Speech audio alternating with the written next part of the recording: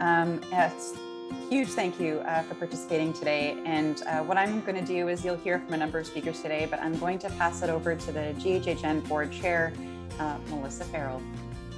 Hi, everybody. I'm Melissa Farrell. As Melissa McCallum just mentioned, I'm the interim board chair for the Greater Hamilton Health Network, and so excited to be here today for the second annual Greater Hamilton Health Network Building Community Health event.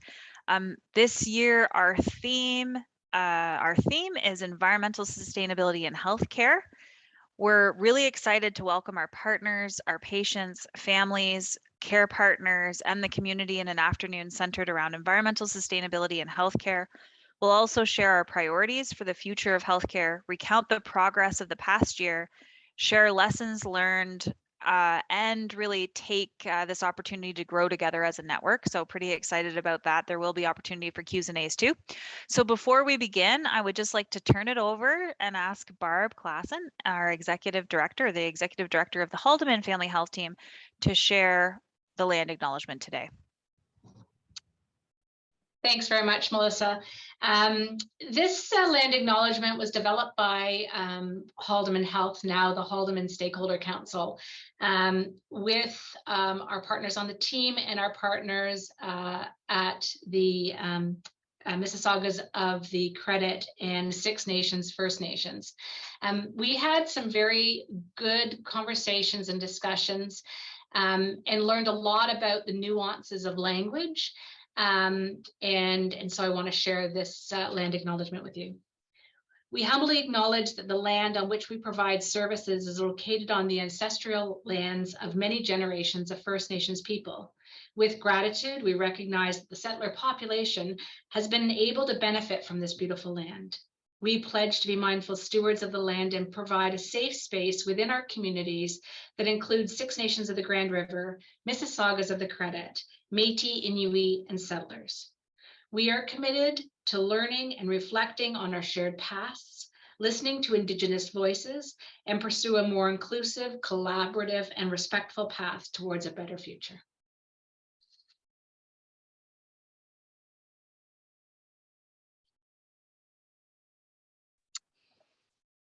Melissa, well, thank you. So, oh, can you hear me okay? Back to Melissa Farrell here. Just wanted to really thank Barb for going through that land acknowledgement today. What we have on the schedule, so between 1 o'clock to 2:20, we're going to do the opening and the keynote. From 2:20 to 3 o'clock, we'll be talking about environmental sustainability. From 3 to 3:30, there'll be the PMO updates. From 3:30 to 3:45, we'll provide the 2022 highlights and leadership awards. And then 3:45 to 4 o'clock, we'll be providing the closing.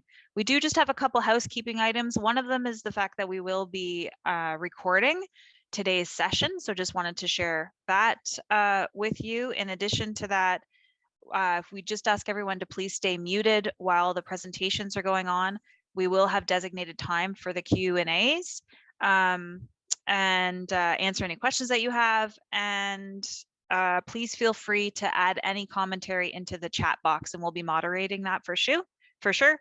And as I already mentioned, this event will be recorded.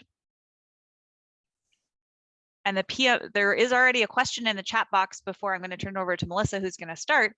You might just want to answer that question, Melissa, and then start talking about environmental sustainability.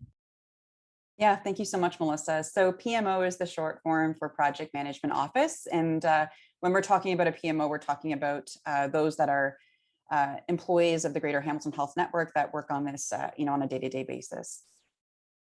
So thank you so much, Melissa. I really wanted to preface today by saying that we are a unique Ontario health team in that we are the first OHT in the province to incorporate environmental sustainability into some of our work streams. And I'll say that this is because we have amazing local champions who you are going to hear from over the course of this day, who have increased the spotlight on these very important health and social issues. And you'll see here on the slide now, the time is now. It's now time to incorporate sustainability into our work, how we work, the things that we're choosing to procure, the way that we're delivering and organizing our healthcare environments impact our patients. And sustainability initiatives align with improving the health and well-being of our population as a whole. With that theme, we are so excited to welcome our keynote speaker today. We are welcoming Dr. Soren Brothers, the inaugural Allan and Helaine Shiff Curator of Climate Change at the Royal Ontario Museum in Toronto. So with that being said, I'm going to pass it over to you, Dr. Brothers, and there'll be plenty of time for some chat conversations and Q&A after the presentation. Thank you, Dr. Brothers. Thank you so much, Melissa. I am just going to share my screen quickly and make sure this works for everyone. Is that good? Oops. That's except it's the last slide. There you go. A little bit too soon for a thanks. Can everyone see this? That's great. Perfect. So yeah, I'm really excited to be here. Thank you so much for inviting me. And I wanted to talk a little bit about, coming to this again from the perspective of someone at the museum just down the lakeshore. And I know that we had a local land acknowledgement for Hamilton. I figured I'd throw in one for the Royal Ontario Museum as well. We acknowledge we're on what had been the ancestral lands of the Wendat, the Haudenosaunee Confederacy, and the Anishinaabe Nation, including the Mississaugas of the Credit First Nation since time immemorial to today. So just as a quick overview, I wanted to start by talking about why, basically why I'm here, why have a curator from the museum speaking to the Greater Hamilton Health Network, and why even having any kind of climate change program at a museum. Then thinking about what the actual climate change impacts are in Ontario, thinking about both the physical sort of climate impacts, as well as the health impacts to the public. And then talking about causes and solutions, kind of thinking of even, what's the prognosis and what's the treatment that we have for this. And so starting with the beginning, it's funny for me. I mean, I'm actually relatively new to the museum world myself. I've been working the last 4 years before here as an assistant professor studying lakes in Utah. I'm originally from Toronto though, but I'm a natural sciences researcher. And, the definition of a museum is a place where you have objects that are of historic, scientific, artistic, or cultural interest that are stored and exhibited. And so we tend to think of them as these places that are kind of historical curiosities that you can look at that are maybe getting a little bit dusty. But of course, there's more to a museum than just that. Museums have been really shifting focus, especially in recent years when they're looking at, how they acquire things, what's the morality and some of the museum collections, focusing on this other whole side of what a museum means to a society, what its role is in terms of community engagement. How is it relevant to the community that it serves, and how does it, help them understand the world? And that's something where climate change becomes a really important element for communities and for museums to be able to respond to. For one thing, the public has spoken, and you look at polls locally, most people are concerned about climate change. And a museum like the ROM has arts and culture museum collections, as well as these natural history collections. And so it lends itself really beautifully to thinking about stuff in a transdisciplinary kind of way, where you can tie together climate justice at the same time as planetary limitations and all of these different kind of elements that are part of climate change, this huge sort of complex or complicated issue. The Royal Ontario Museum is also a research institute. So not everyone knows. I didn't know before the job came up that it started as a branch of the University of Toronto. So the curators at the ROM are also, by and large, professors at U of T. And there have been museums around the world that have started already really great climate change programs, but I would mention that these are typically done by program managers who are focused on usually looking at what are the causes and consequences of climate change, and really kind of getting through to, getting people on the same page, that believing that it's happening and believing that it's a problem, and really maybe kind of spending less time on what are the consequences or what are the solutions to this problem. So this is kind of where I come in. So I was hired actually just about a year ago, a little bit over a year ago, as the curator of climate change here. As far as we know, this is still the first of its kind and the only of its kind in any museum in the world. And we also hired a climate change project coordinator, Sarah Kamal, who works here with me.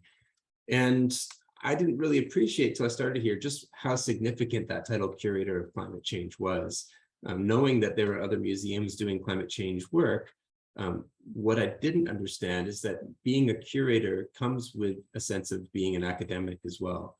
So we know that you expect that when you go to a museum and you see a paleontology exhibition in dinosaur bones, that it's a paleontologist who has put those together, an active paleontologist. And it's the same thing with this. A lot of the climate change programs that have come up in museums have been criticized on the grounds that they're not by climate change scientists who are actually curating those. So this is where it's interesting for the ROM to have this idea to be able to say, let's have a curator who's actively working in climate change science. And again, I study lakes, but looking at the effect of climate change on lakes and feedbacks with sort of earth and atmosphere, to be able to actually then look through what the kind of information is that we should be having in the museum on climate change while still actively carrying out research and having graduate students and all of that. But for me, it's a really exciting role. Like I get to come home from Utah, but I also get to bring climate change science to this dedicated ongoing museum programming. So I can really focus on how research that I'm doing and other people are doing on climate change can be translated to the public in a really powerful way. And we have all of these different tools. We tend to think about museums as a place for exhibitions and objects, but we have a lot of educational programs. We also have tours. We developed a climate change tour already that's open to the public. They can have lecture series, building new different kind of ways, and even through social media to get people talking about it. It's a building that has typically 1.3 million people coming through it in a year. So there's a lot of really exciting opportunities here. One thing that I had coming here is, again, as a natural as a natural researcher, natural sciences researcher, I don't have a pedagogical history, but I was teaching climate change in one of the most conservative communities in the US, in one of the most conservative states in the US, in Utah.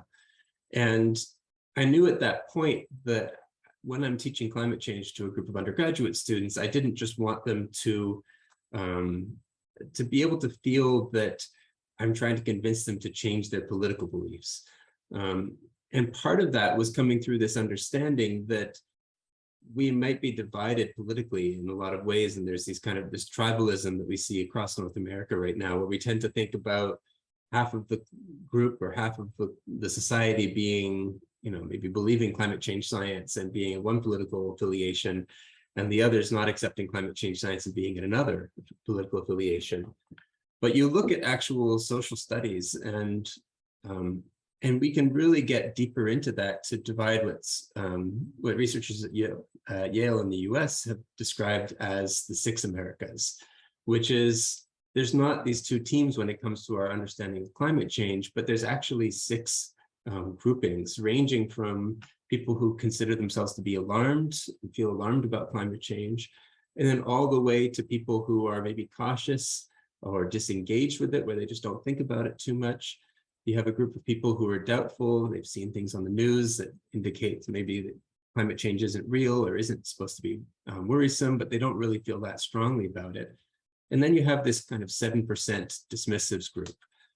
And that gets inflated often in our minds as the other 50%, but it's really important to recognize, those dismissives, those are the ones who will think no matter what information is presented to them, no matter what scientific study comes through to show that climate change is happening and why it's happening, they will believe that it's a hoax. And they will believe that that there's absolutely no study that can convince them.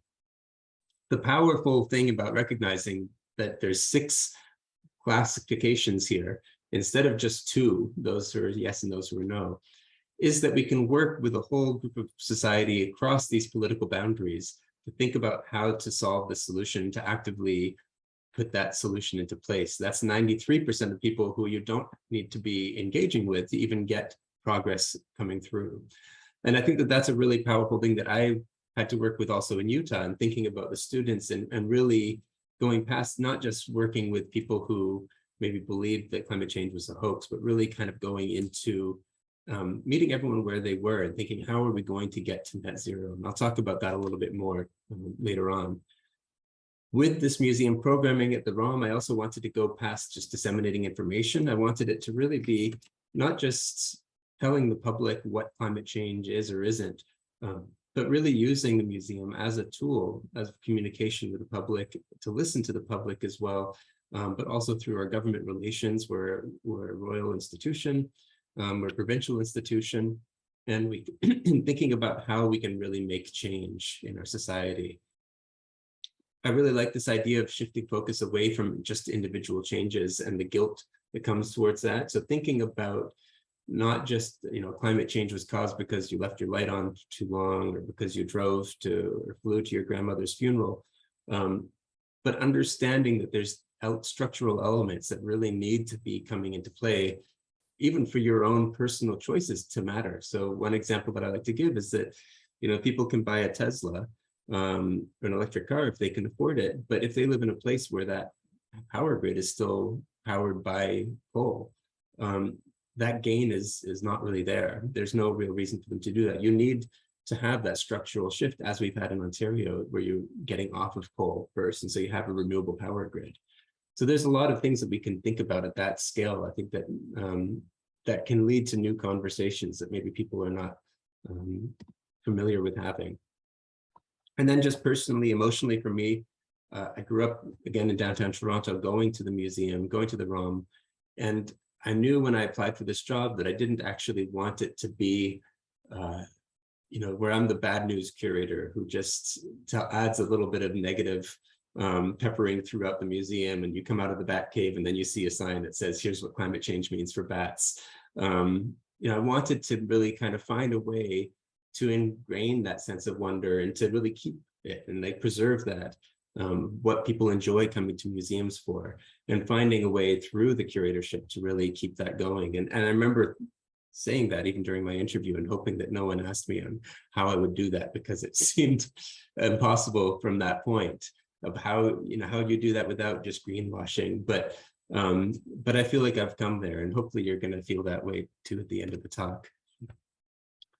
And I kind of mentioned earlier too, with going beyond disseminating information, but a really key part of what I really wanted to do here is to build opportunities to have two-way community communications. So thinking about using the ROM as a piece of a network of climate networks that are already here in Ontario, and getting people to communicate and talk about how we're going to do this, and having the ROM as a listening tool, a listening sounding board for people's ideas and how they're experiencing it. So again, I'm 1 year in, and maybe it's not too surprising. We ended up starting with a lot of thinking about the objects. I was considered the first curator without a collection at the ROM. And the flip side of that is I realized that I'm the first curator where all of the collections at the ROM are potentially mine to interpret. So there's been a really exciting range of conversations that I've been having in the last year, everything from looking at 3 billion-year-old stromatolites and how they changed the Earth's atmosphere and caused a little ice age. Talking about using Indian art from Southwest India to talk about the role of education of women as a climate mitigation and really powerful climate adaptation tool. Looking at lithium and the mining of lithium and what we need to do for getting renewable batteries. We're looking at the little ice age and the role of smallpox in causing it potentially, the effect of climate change on caribou, or even climate adaptation among Inuit communities in Belcher Islands when there was a large caribou die-off from a cold winter and they had to use other materials such as eider ducks to create their parkas. There's all these really interesting natural and social conversations that can be started, I'm realizing, in a place like the ROM. And that's been a really exciting thing for me and a really interesting element of the job. So it brings us back to this question, why am I here in front of you? What's the link between the ROM and public healthcare industry and physicians? And I think one of the first things for me that really links, that kind of popped out when I was asked to give this presentation, is that we're both in positions of public trust. Polls have again shown that museums and healthcare professionals are trusted more than even academics and research institutes. And that gives us a lot of power, but also obviously responsibility with that in terms of understanding the information that we're giving and that we're sharing with the public. Part of that is that we're both in this role of being situated between new evolving information and the public. I'm still an active researcher, putting in proposals for federal funding, graduate papers being written. And maybe also from the healthcare side, this is especially present as an idea of thinking about with the last pandemic, with the COVID pandemic.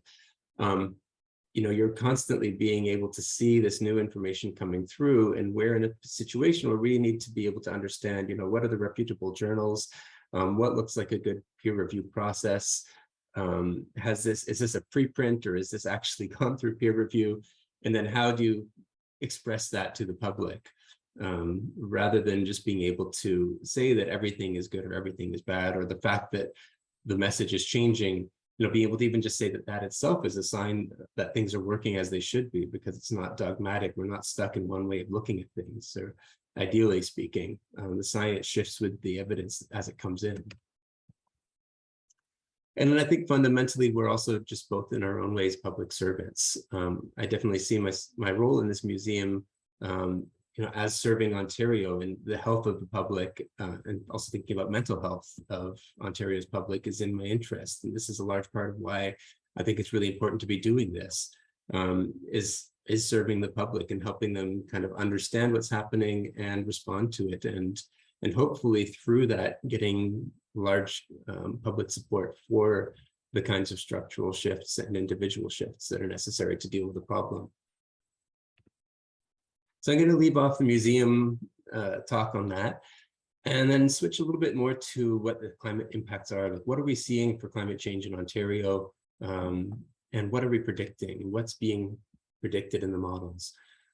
So we tend to think about climate change as a temperature thing. It's global warming. You have too many greenhouse gases in the atmosphere.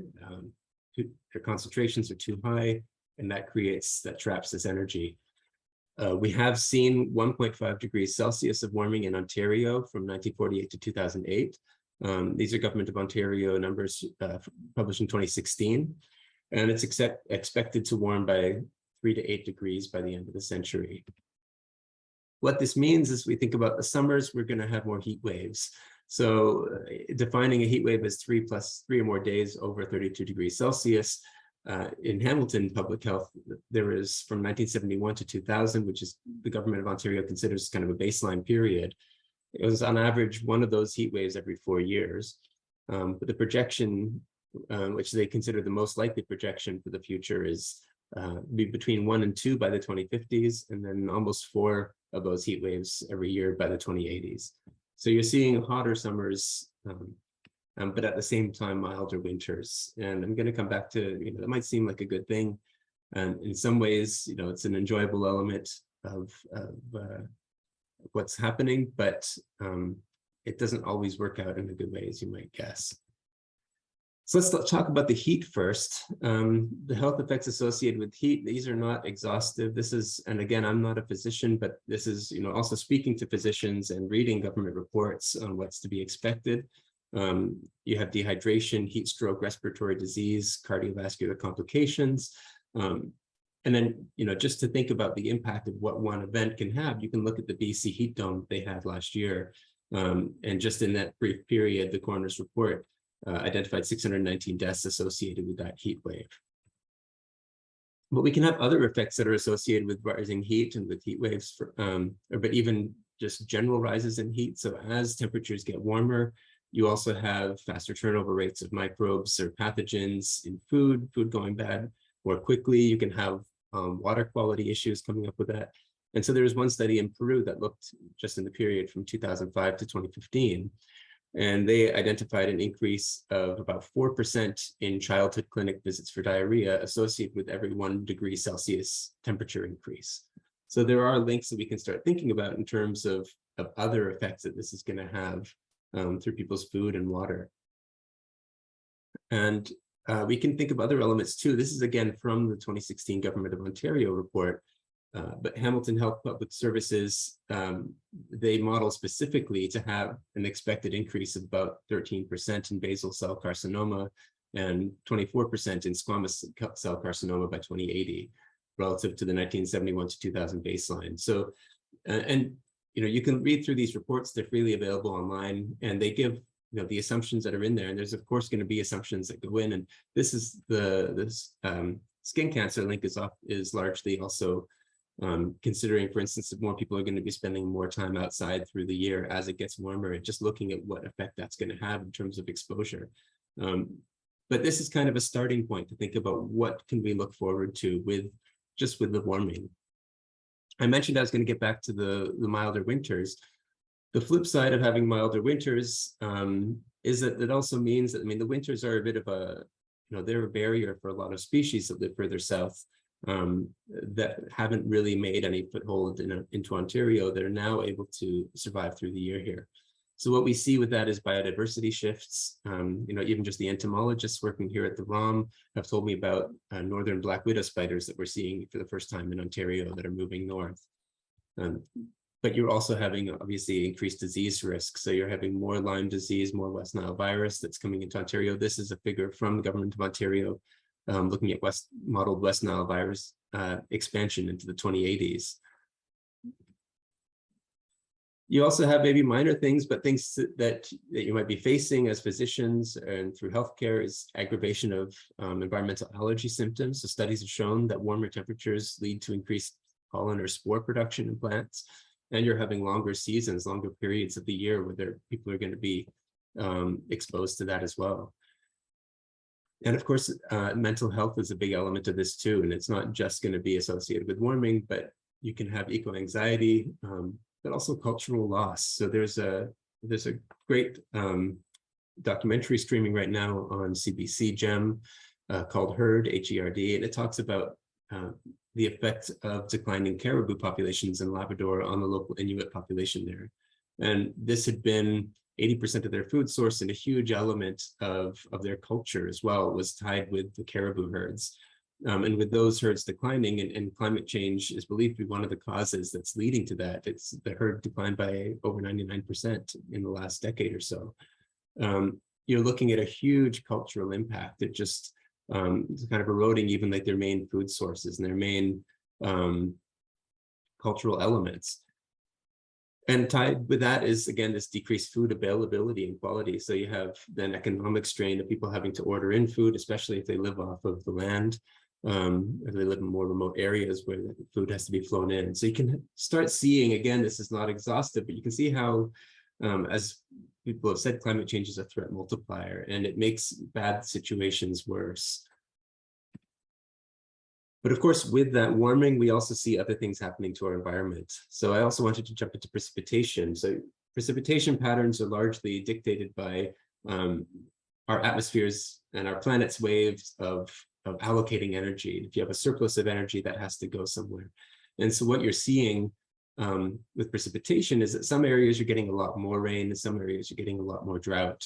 For instance, in the Western US, where I was living in Utah, they're experiencing a mega drought that hasn't been seen as far back as records can, even paleo proxies can show, to the year 800, a recent study indicated. Here in Ontario, we're in a place where we're seeing more precipitation, and those predicted changes are actually highest in Northern Ontario. I think it's important to mention and recognize as well that this is being exacerbated by urbanization. So we have a lot more flooding in Toronto than we did even when I was a kid growing up here in the 80s. But part of that is that we're still growing as a city. And it's easy to say, well, that's not really climate change then. But I think it's also important to recognize, and speaking with climate modelers that are looking at specific climate predictions for different areas of the continent, the Golden Horseshoe area of Southern Ontario is considered one of the main climate havens of North America. So, because we don't have to deal with rising sea levels here, we don't have to deal with the wildfires of BC, we don't have to deal with as intensive heat waves as they have further south on the continent. This is going to be a place that we can expect a lot of urban growth. And so we need to start thinking about how we're going to do that growing in a way that's not going to exacerbate the effects of climate change, which are increased precipitation. And then we can think about also variability that's increasing. So even if you don't have a change in the mean rainfall from one year to the next, we're seeing periods potentially of longer drought that are bookended by periods of greater floods.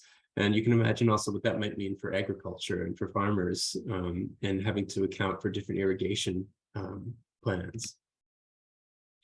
There's, of course, secondary impacts then on these changes of precipitation. And one of the main ones we can think about is decreased water quality. So if you have more flooding events, you're also going to have sewage overflows in our systems here.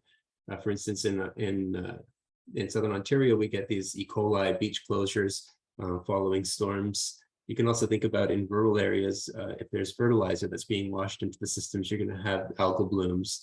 And that can, of course, lead to harmful algal blooms as well. So that's when you have cyanobacteria that are creating cyanotoxins and releasing them into the water. And some of you might remember the city of Toledo, Ohio, on the south shore of Lake Erie, about 10 years ago or so, had its water supply shut off because of high levels of cyanotoxins in the water. I think it's also important to recognize that there's a lot of unknown things that we might end up facing with as secondary effects on temperature and water. So with climate change in general. One of the ones that I find most frightening personally is in 2015, there was a mass die-off of roughly 200,000 saiga antelope. And this is in Kazakhstan in Central Asia. And it was ended up being linked through pathogenic analyses to Pasteurella multisida, shifting from the lungs of the antelope to their blood, and creating this kind of toxic shock in the systems. And this is a bacteria that was living naturally in the respiratory system of these antelope.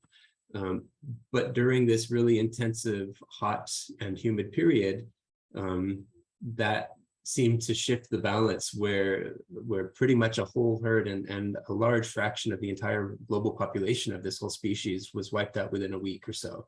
And so there's things that we still don't understand in terms of even just the balance of, of our biological systems that can be influenced by climate change in ways that we're not prepared for.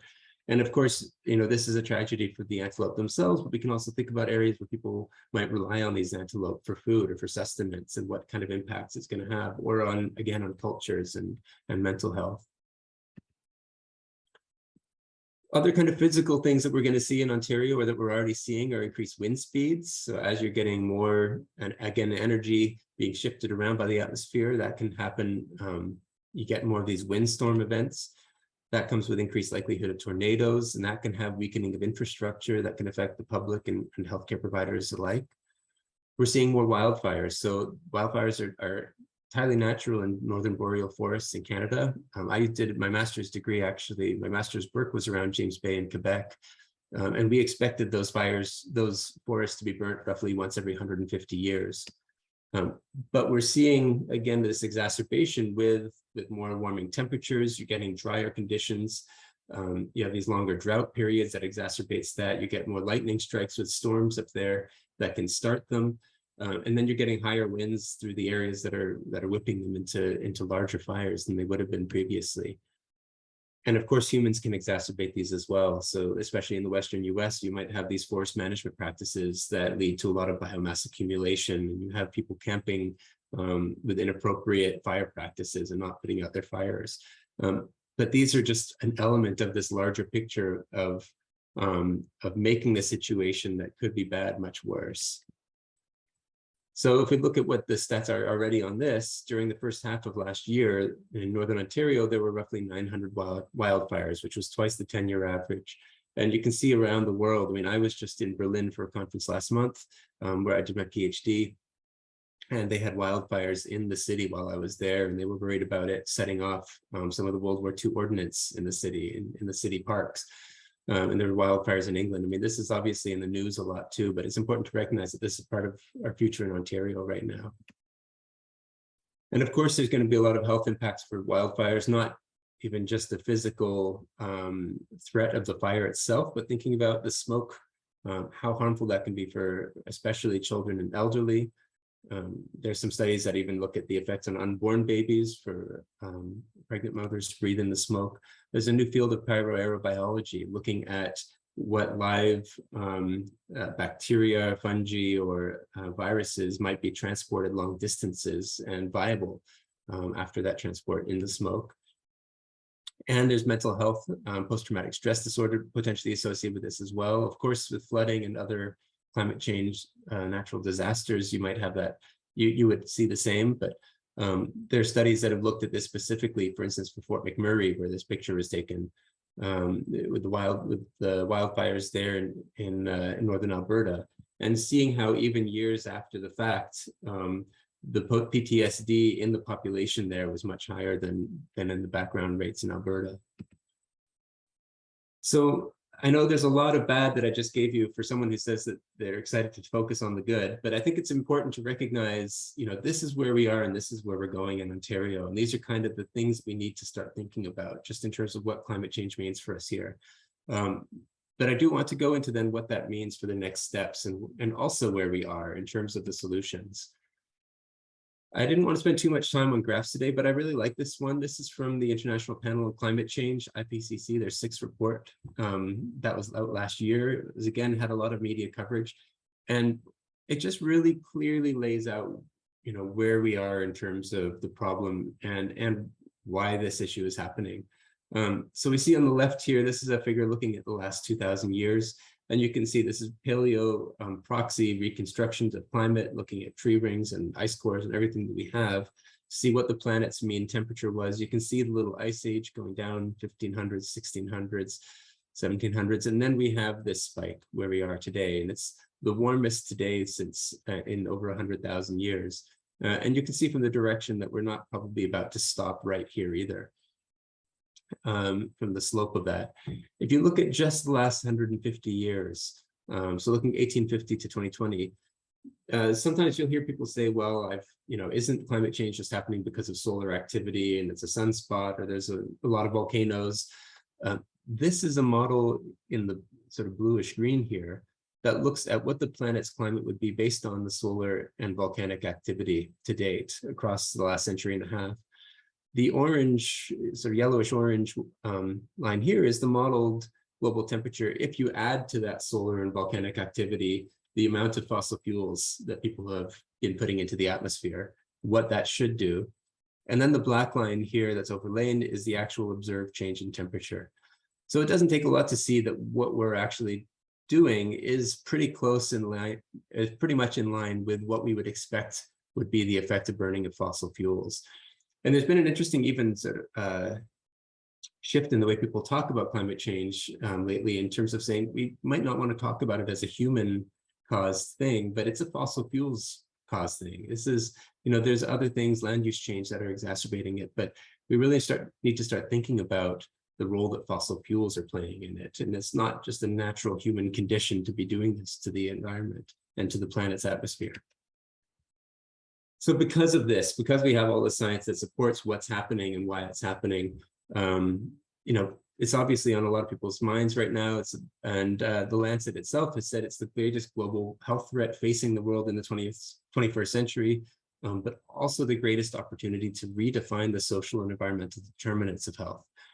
And there's a really important element here that some people talk about approaching climate change as making things less bad. Trying to make what we're doing a little bit less bad than it used to be. And we need to start thinking about how we can make the world much better by what we're doing and how we're responding to it. And we do have this amazing opportunity to do that right now.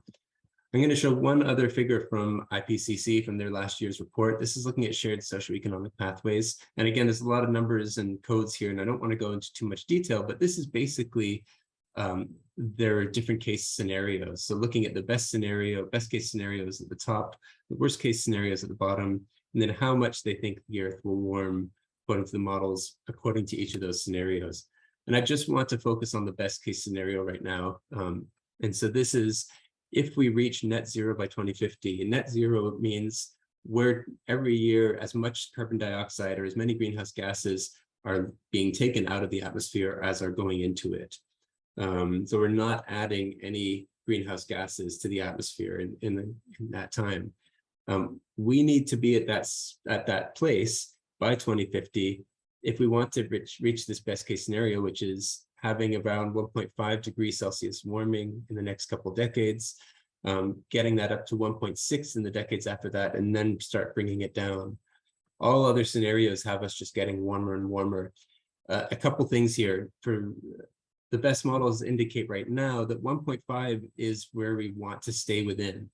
After that, there's a lot of these kind of internal planetary tipping points that might start taking the situation out of control for us, where you have methane coming out of the permafrost in the Arctic that just starts warming it in a way that we can't stop even if we get to net zero.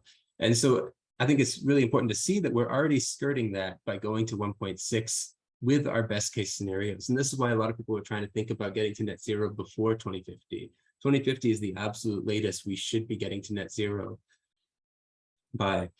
Another thing is you hear people talk about climate change mitigation and climate change adaptation. And climate change mitigation is thinking about, the way I use these terms is thinking about how we are actually dealing with the core of the problem, how we're stopping the emissions of fossil fuels going into the atmosphere. Getting to net zero is a climate mitigation goal. Climate change adaptation is how we're responding to the changes that we're seeing and responding to flood events and preparing for them accordingly. Sometimes you hear people discussing whether we should be mitigating more or spending more of our money on adapting. What I would argue, just even based on this here, is that we need to mitigate 100% to even know what kind of world we are adapting to. Yet you can see from the heat waves and the flooding and the warming that we already have baked into the system in the next decades, we are in a climate change adaptation situation right now, very seriously so. We don't actually know what 2 degrees or 4 degrees warming would look like for our planet. And trying to suggest that we should just try and adapt to that is like telling someone to adapt to a car crash while it's happening. Like you really need to think about mitigation so that adaptation can be done in a reasonable way that actually has some planning that goes into it. So I think you really need to think about these things tied together.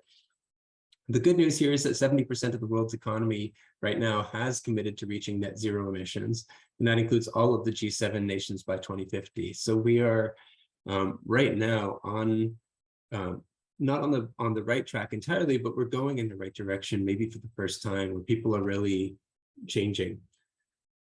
And I realize as I'm saying that, and I'm showing this greenhouse gas emissions from Canada from 1990 to 2019. This is the government's own numbers for federal emissions. And you might kind of wonder, are they really changing? Are things really changing? It looks like we went up from 1990 to around 2000, and then it's been basically stable since then. And I've seen this graph come up in different places in these numbers as arguments to say that we're not doing anything. And here's proof that we're not doing anything and that nothing's happened. But if you look at the government's own reports, and I don't just want to do this just to say that they're always right or that they don't have an interest in boosting them, but I think it's important to see the whole picture, which includes this figure as well. So this is what the tons of carbon dioxide released is per Canadian. And this is where we are in terms of carbon dioxide release, also accounting to our gross domestic product. And what I think is really important, I mean, if you look at per Canadian, the per capita carbon footprint, carbon emissions has been going down since around 2000. And if you look at relative to our economy, it's going down basically since the late 90s. And I think that this is really valuable to see, just to understand that had we actually been doing nothing, our carbon footprint would have been going through the roof. The fact that we were actually stable since then is a sign, funnily enough, that I think we're actually starting to make progress. And you can see that things have been coming into place, policies have been implemented, changes at the personal level and government level have been happening. And one of my colleagues has described it to me a bit as thinking of, you see a swan sometimes out on a lake and it looks like they're totally still. And you don't realize all of the fancy footwork that's happening below the surface to try and keep that swan in place. We definitely have to do more. We have to accelerate. We have to go faster, and we have to bring down that national footprint. But I think it's really important to recognize that there has been progress that's actually keeping it stable, and to see that people have been acting on this, and it hasn't all just been hot air.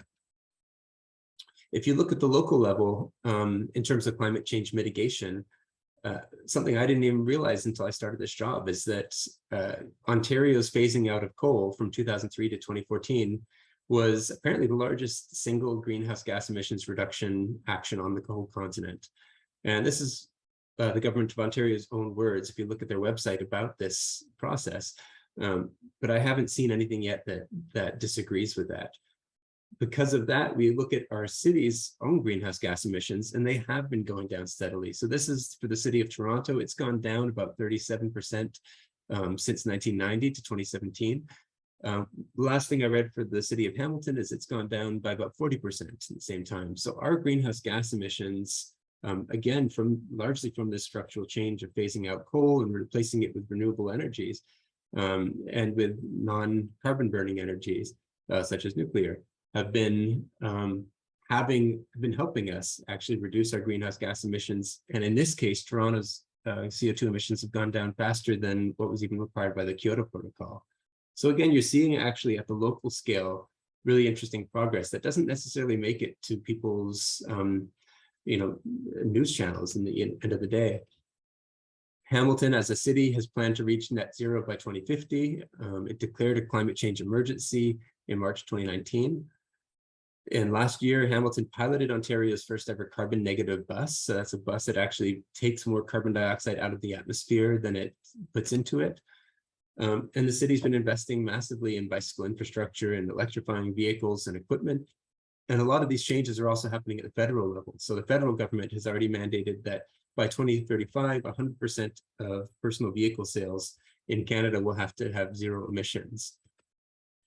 And you may have also seen, carbon tax rebates going into your account recently. And this is something that you're going to see more and more of as the federal carbon tax gets higher and higher, and as they put more pressure on industries that are using fossil fuels to basically scale back their consumption. I mean, we're in a huge energy transition period right now.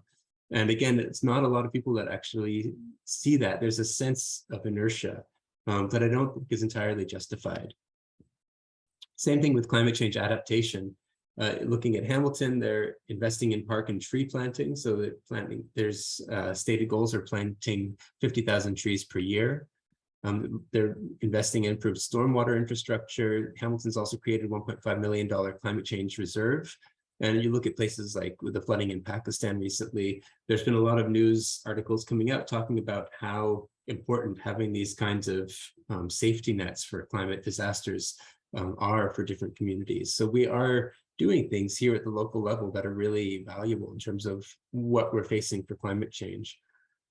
Something else that I only found out about when I started this job, this is in Toronto now, the Portland's Flood Protection Project. It's not the most exciting name. Most people in the city I've spoken to have never heard of it. But from what I understand, it's possibly the largest urban climate adaptation project on the planet right now.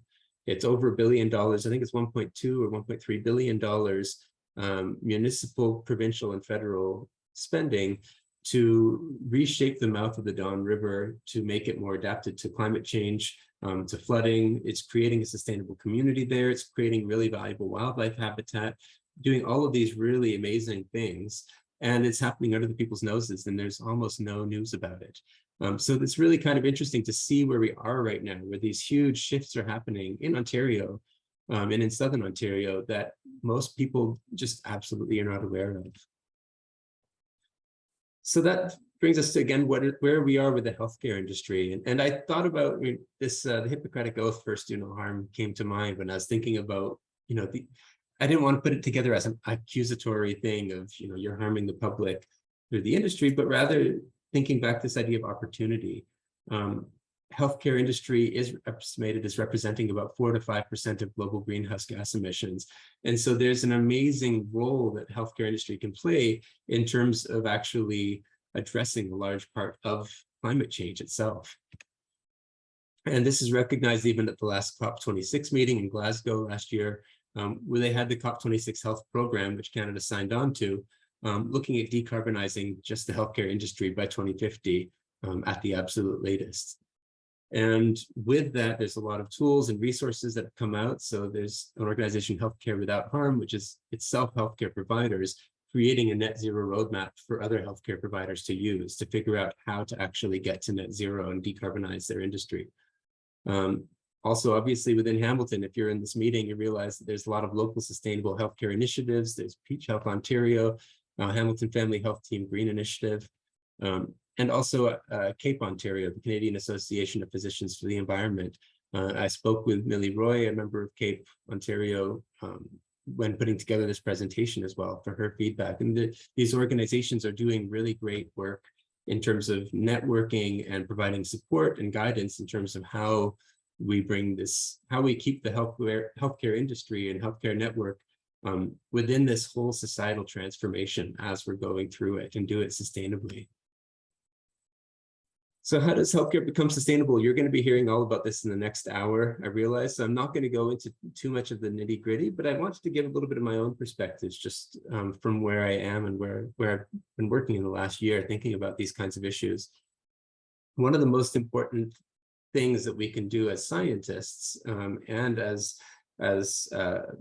I think as professionals is speaking with the public to destigmatize and depoliticize climate change conversations with our communities, with our patients. We're still at a place right now where I think some people are nervous to talk too much about it, or to say that that an event might be caused by climate change, or to even think that it might be affecting them personally, as if talking about that is going to be, giving away something about your political beliefs and not just stating a fact of life. Something that I find interesting, this is a paper from last year that looked at the effect of different actions on carbon footprints, of thinking of our actual, how much CO2 we're putting in the atmosphere. And they looked at the 2019 Canadian national federal elections and compared the carbon footprint sort of gains of people who voted for the winning party based on the policies that party was then putting through, to other things that they could have done in their day-to-day lives, such as living car-free for 1 year, or recycling, or upgrading their light bulbs, and doing these different things. And the point that they were making is it's really important to vote. Voting in this case had a much larger impact than anything else they could have done at that time. For me, this is actually a really sad graph to see. And I think that this is a sign that we're not where we need to be right now yet. We shouldn't be in a situation where people even think that their political choice has something to do with getting to net zero. And we are still in that point in Ontario and in Canada, where a party's place on a political spectrum basically speaks to how seriously they want to take climate change. We need to flip that around in our conversations and understand, we need to get to net zero. Let's have a really nice, vibrant political conversation in how to do that. What do you want, a taxation approach to get to net zero? Do you want a pricing approach or a free market approach? How do you want to decarbonize our industry? And let's not, let people even think that a carbon adapted future is just something that's, the NDP dream or the liberal dream. This is a society that we all have to build together. And as long as we let people believe that that's somehow tied with their political beliefs, I think you're basically disenfranchising half of the population too. So I think it's really important to get everyone on the same page about what changes are coming through the line, both in terms of threats and opportunities. Another thing from the healthcare industry perspective is thinking about new clean technologies. I mean, there's so much of this coming through. I've been speaking with OCTIA, the Ontario Clean Technologies Industry Association, and they're bursting with ideas. It's a group of entrepreneurs who have, new low greenhouse gas, there's sustainable anesthetics. There's Cascades Canada, an organization that provides disposables in a more sustainable way. All of these different kinds of organizations are out there, and they've expressed to me that they feel that they're basically sitting and ready to be amped up and to be scaled up at this point. And they have these really great things that are already patented and ready to go. You also have already medical alternatives that it might just be a matter of sharing with other healthcare providers this knowledge in terms of the prescription that you give might have really large healthcare or greenhouse gas impacts. An example of this is actually asthma inhalers. So there was a study that came out of the UK recently comparing the greenhouse gas impact of metered dose asthma inhalers with dry powder inhalers. And they found that the metered dose ones have a greenhouse gas that's much more powerful than carbon dioxide. And the result is that over the course of their lifetime, they would release roughly 10 to 36 kilograms of carbon dioxide to the atmosphere. And so even just at the UK national level, if 10% of physicians had their patients switched to dry powder inhalers, that would save 58,000 metric tons of the equivalent of carbon dioxide in the atmosphere. So these are really huge kind of simple things that we can do just through sharing that knowledge in our communities.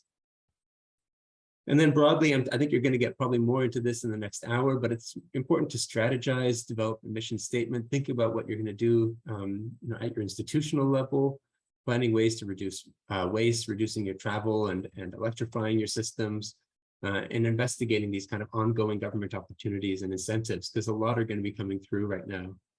And then finally, one of the things we've been trying to learn here, even at the museum, is just getting better at showing off our progress to the public. And this is part of communicating, part of destigmatizing, saying it's fine to say we're adapting to climate change, we're doing our part to mitigate climate change, and showing the steps along the way.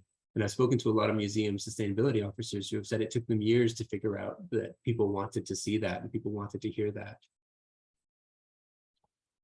And I want to end off the talk just talking about kind of returning to this idea that this is really a win-win situation. And it's important to stop thinking about the less bad and becoming, trying to decrease the bad things we're doing, and really focusing on how we're shaping a much better future right now.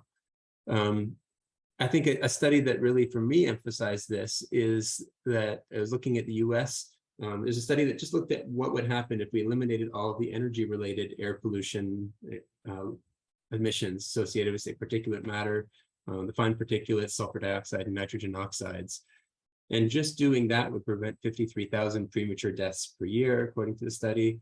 It would provide over $600 billion in benefits from avoided illness and death. And surprisingly, about 70% of the health benefits would actually remain in that emitting region. So this wasn't just a benefit to the planet, but it's also really measurable benefits locally. And part of that we can think of even just, again, coming back to what we've done in Ontario, getting rid of the coal. Our air quality greatly improved with that transition, to the point of, again, this is kind of cherry picking, but at the start of the progress in 2005, at the start of the process, we had 53 smog days. And by 2014, when the end of the process, you had 0 smog days in that year. So we have this, and obviously health benefits that are going to be associated with that change. And just as a picture here that I chose, I really like this to illustrate, again, how things can be much better. This is from Seoul, South Korea. And this had been until 2008, a kind of a QEW Gardner style highway that was elevated through the middle of the city, through this neighborhood. And in 2008, they decided to take it down and turn it into a river. And just so many kind of wonderful things happened in that area when they did that. I mean, even just the cooling effect of the water itself meant that that area around that neighborhood became 2 to 3 degrees Celsius cooler in the summertime. But it also became an important habitat for wildlife. It's become a really important cultural place for people where they go instead of just hanging out by the highway with cars going by. And there's a lot of benefits that we can do when we start rethinking how our society is going to respond to climate change. And I'm going to leave it there, but I'm happy to take any questions. And thank you again, especially Sarah, for inviting me to be here, and everyone for the support. Thank you so much, Dr. Soren Brothers. This was an incredible, I really loved the inspire optimism message of your presentation. So we can open up to a Q&A either in the chat to place your questions, or you can raise your hand through the reaction button on the Zoom. I do have a question to ask while we wait. We definitely have a focus at the Greater Hamilton Health Network on the impact of access issues and overall system issues on our most vulnerable. And we know that climate change is impacting those in a vulnerable and burdened position. So how is the ROM, either as a whole or through your role, Soren, highlighting and tackling the inequitable consequences of climate change on communities? Yeah, I think, and that ties in with this idea of climate justice, I guess, in a large way. And again, really, there's so many different elements of the ROM outreach that for me, it's a matter of weaving that into almost everything we do whenever we can talk about that. So for instance, from a research perspective, I'm thinking about it with wanting to set up a collaborative relationships with Indigenous communities and finding ways that my climate change research can help those communities weather climate change and prepare for climate change and understand what its effects are going to be on their local environments. We're doing it in terms of outreach, and initiatives. Again, largely I've been focusing with Indigenous community outreach. I mentioned this film Heard with the Inuit Labrador community. We're now trying to organize getting that film screened here and having members of the community come here as part of Q&A, and people who are involved with the communities there to speak to those issues and just kind of amplifying them. And I feel like that, this elevation and the amplification is for me the most important thing of what the museum is serving, is getting this on everyone's radar and getting people to understand that, I mean, also with mining issues like that these are tied in with climate justice, and that there's that we need to build this into our solutions. Thank you so much. I'll leave it just for a moment. Anna did put in the chat to learn more about Soren's work. There's a link in the chat. I think with that being said, you're getting off the hook of some major questions here, Soren. So we're going to continue this chat. Oh, I see a question in the chat, so I will read it out from Laura. Sure. What frameworks or strategies could be used so that traditionally underserved groups in healthcare, such as women, won't have to cope with reduction in care due to race to net zero? Example is Australian women in labor not receiving nitrous oxide pain management due to environmental concerns. Yeah, I mean, I think that there's definitely a conversation that has to happen around that. I wasn't aware of the nitrous oxide pain management things, but I think that has to be, to be considered. I think that any good climate change strategy, and again, this is where everyone should be having a voice at the table and should be talking about it, has to make sure that someone is not going to be disproportionately negatively affected by it. You hear conversations happening right now about agriculture too, and farming. And the difficult thing is that people get, it gets politicized very quickly. And that's where you have to, I think for me, part of it is just going in kind of again and again and saying, this is not politics, but let's have a conversation on how to do this right.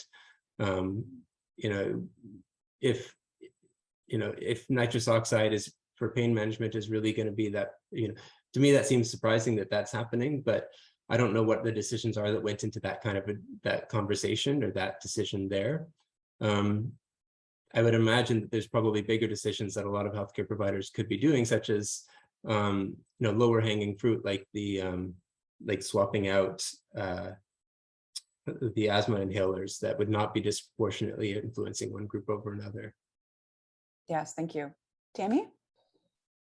Yeah, so awesome talk, Soren. Thank you so much. You just mentioned the asthma inhalers, and that's where I was going. I wondered if there are cohesive efforts to lobby, I'm thinking the government, because as we know, we don't have universal coverage for medications in Ontario or in Canada, but those metered dose inhalers are the ones that, to a large extent, the government favors in terms of the drugs that they cover. And there's an opportunity that could be tied to a regulatory framework. And similarly with food products and packaging, and anything that we as healthcare providers could tag on to. No, that's great to hear. And I was thinking, kind of linking back to the same previous question too. I mean, one of the things that I've been thinking of activating a lot in the conversations here is again talking about mining, and places like Ring of Fire in Northern Ontario. What mining do we need in the switch to renewable energies? What does that mean for communities that live in those places where mining would be? What does it mean for their environments? And how, there's no easy answer. But I think that it has to be an open conversation and a transparent one where the goals are really clear, and we're scaling back at the same time as moving forward. Thank you. Jeff? Yeah, thanks, Soren. Great talk. Really appreciate the your efforts to inspire hope. I actually feel quite hopeful about some of the changes that you've been able to highlight. I guess I have kind of two questions, or one comment and a question. The first is about kind of harnessing the power of institutions to make big changes. So thinking about huge property owners and fleet owners like the city who owns a fleet of ambulances, hospitals that have huge sets of buildings that they can kind of engage in a kind of a different scale of a different scale of change to kind of move things ahead. And I even think about the ROM as a building owner, and are there changes in the way that the ROM is thinking about owning buildings and solar heating, passive solar heating, all of that stuff, as an owner of buildings, not only building community awareness. So that's the first part.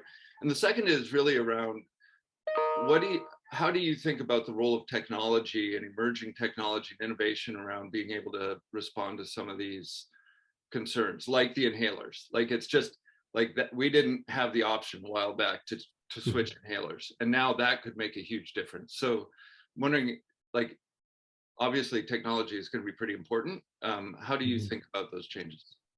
Yeah, so to answer your first question first, I mean, definitely there's a change in the institutional level thinking.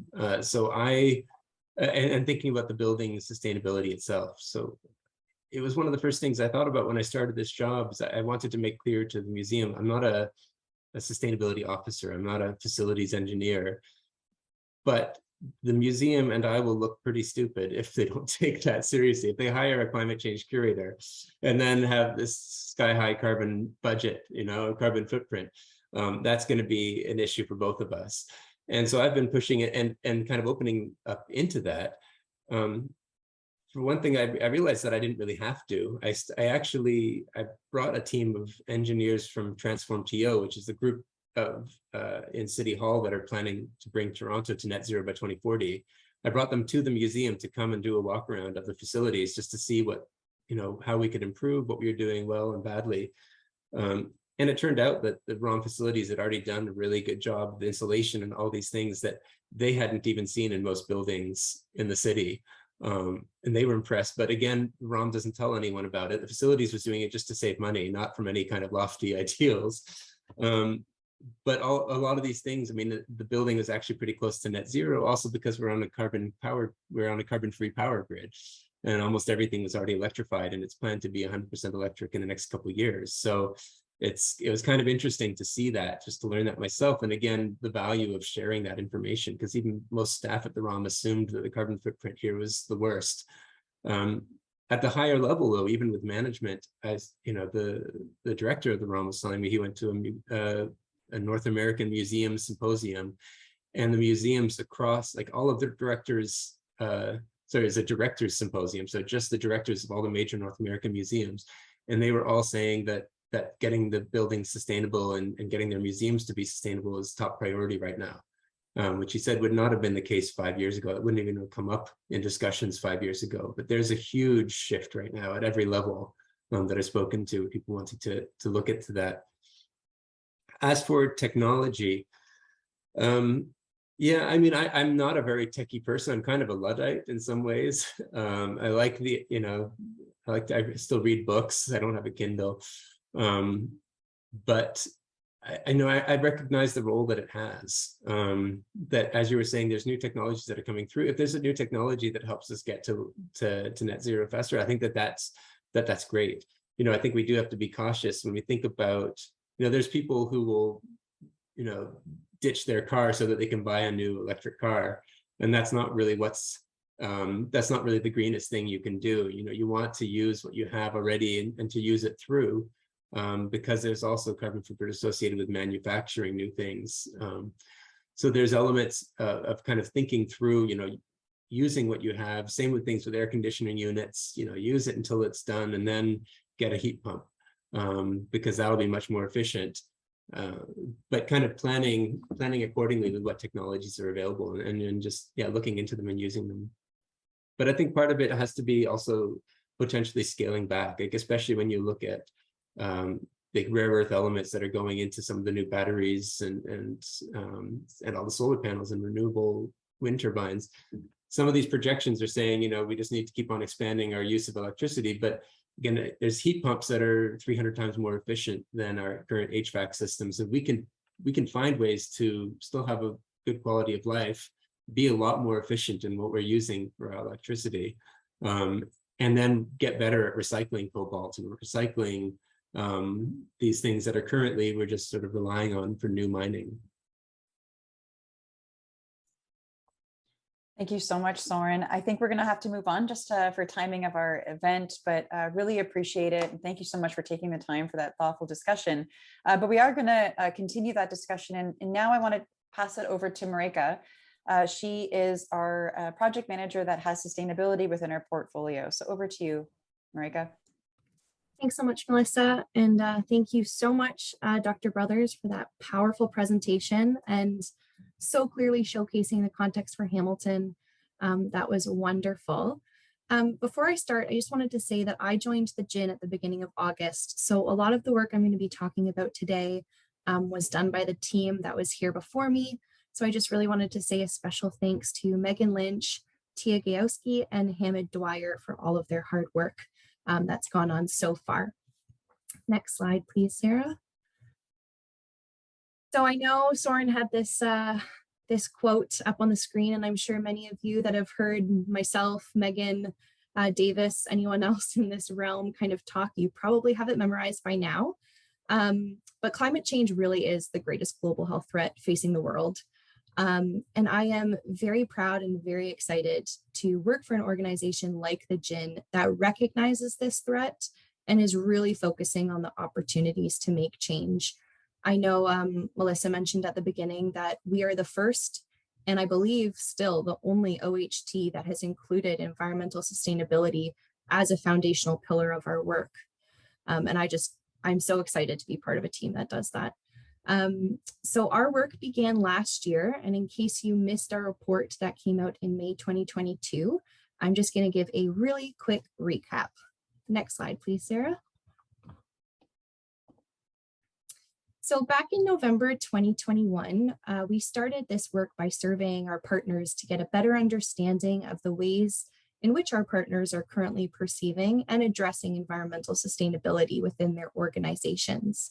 So we received about 16 responses from different GHHN partners. And in the spring of this year, we shared a formal report with recommendations, which we are now looking to implement and move forward. Melissa's going to talk a little bit about what those calls to action are going to look like. But before we do that, I just want to touch on a few key parts of the report. Next slide, please, Sarah. So the results of the report really did confirm that our partner network of healthcare professionals and organizations are really enthusiastic and interested in sustainability. Almost 3/4 of respondents are interested in participating in environmentally sustainable initiatives.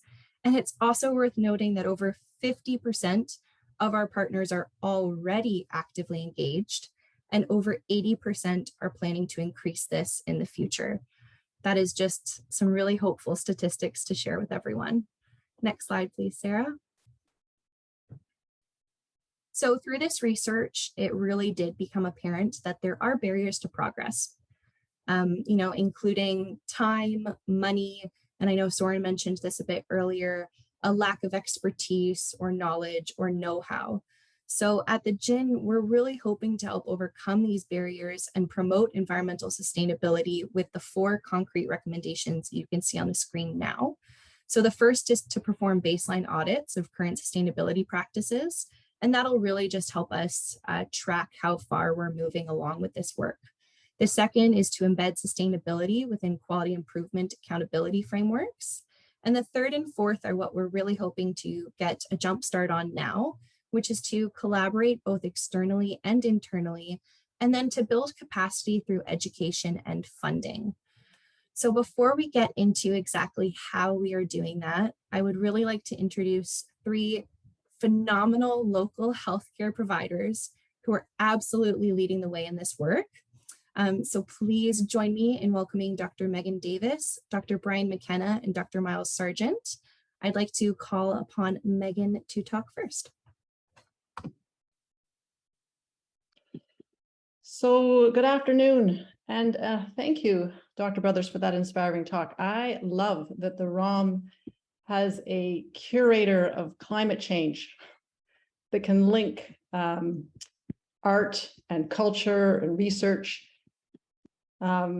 with education and community formation. Fantastic.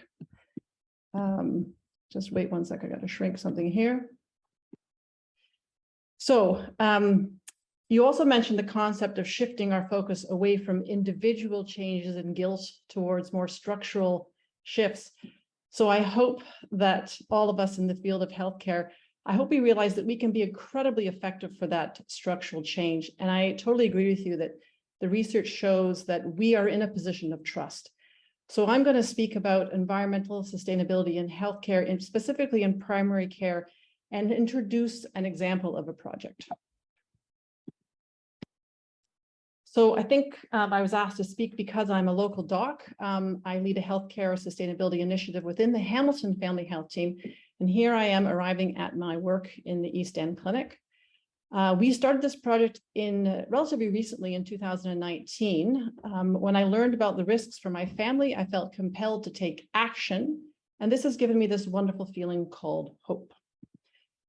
And there can be many motivations and rewards in healthcare greening projects besides for our families, really for the health of our patients, to gain new knowledge, to support equity, to reduce our office costs, to increase our office morale, and to engage our patients in the conversation. And through this project, we have had the benefit of all of those things.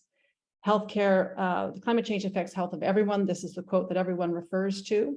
And I really bold the opportunity thing because I think there's a great opportunity there as well.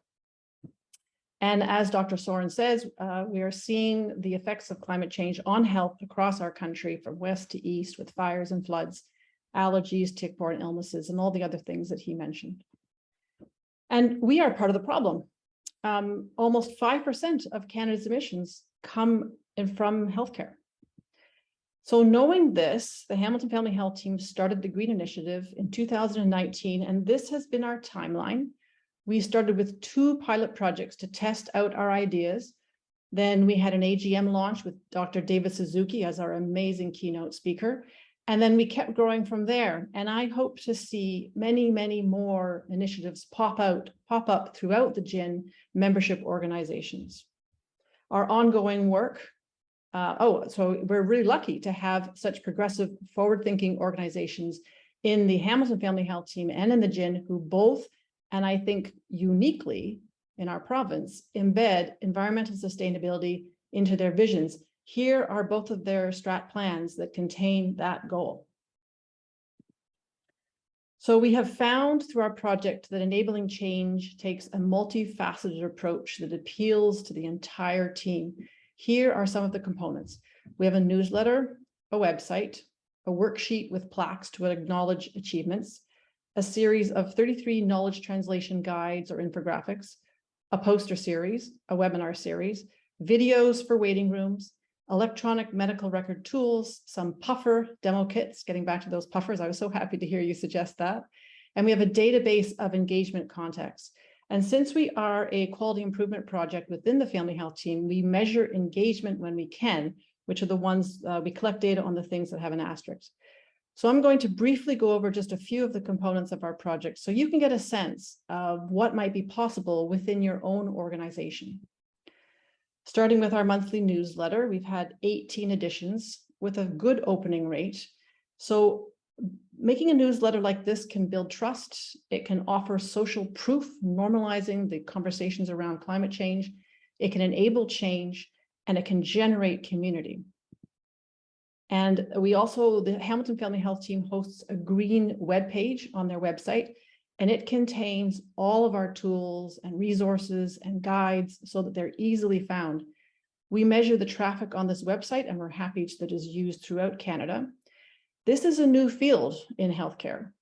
So resources are really scattered. So you might find it helpful to have all of yours in one place. And I think the link to the website is within the meeting notes, and I'll put it on again when I'm done speaking. And we just did a really extensive update of it. We created a poster series for all of the initiatives, from puffer prescribing to plant-rich eating to something as simple as getting rid of your exam bed paper, which has no medical benefit. The Hamilton Family Health Team very generously supports printing, laminating, and mailing these posters. And it's very generous because we've had over 1,200 ordered so far, and from all over Ontario and a few out of province. So there really is interest out there to do something about climate change within the healthcare community. These are really early days. So if you start a project and you share your findings, you'll really be able to help others along their road.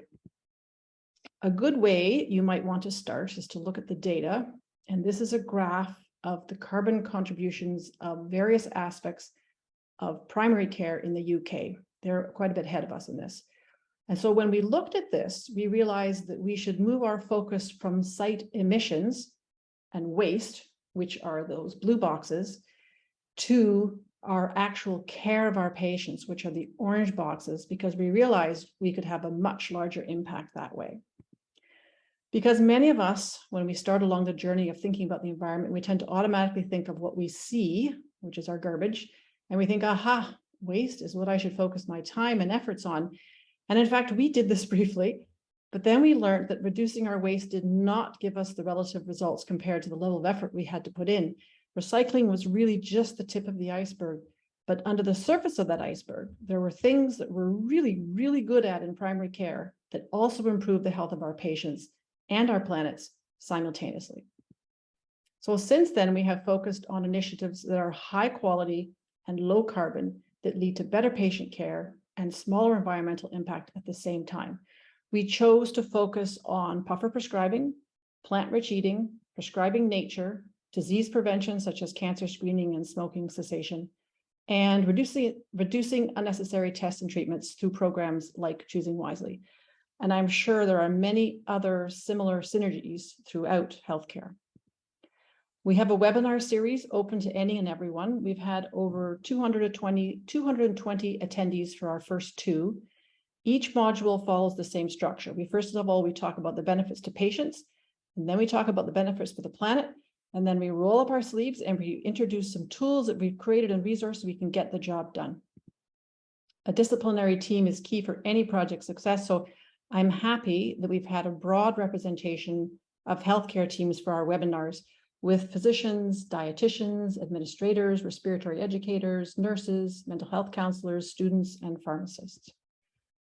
I'm going to briefly go through the 5 areas of care that we chose to focus on. And in each area, we offer posters, digital tools, evidence-based guides, educational events, because we know in healthcare that we're really, really busy.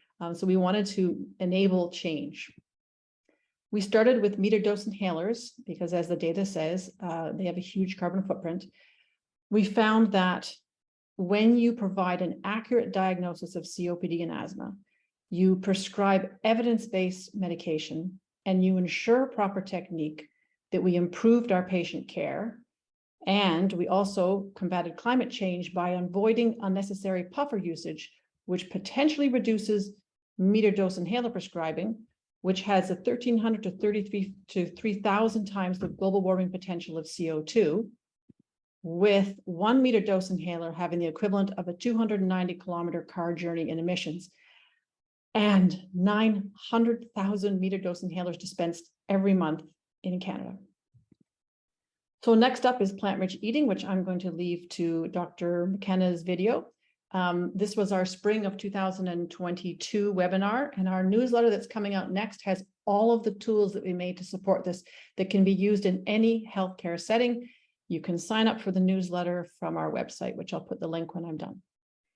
In November, we're going to present on disease prevention, which improves health and also reduces the intensity of healthcare and therefore its environmental impact. We're going to focus on tools to help screen for cancer and how to support smoking cessation. In the spring, Dr. Dee Mangan from the McMaster Family Health Team will lead us through how to reduce unnecessary tests and treatments, which leads to better patient outcomes and decreases the intensity of healthcare.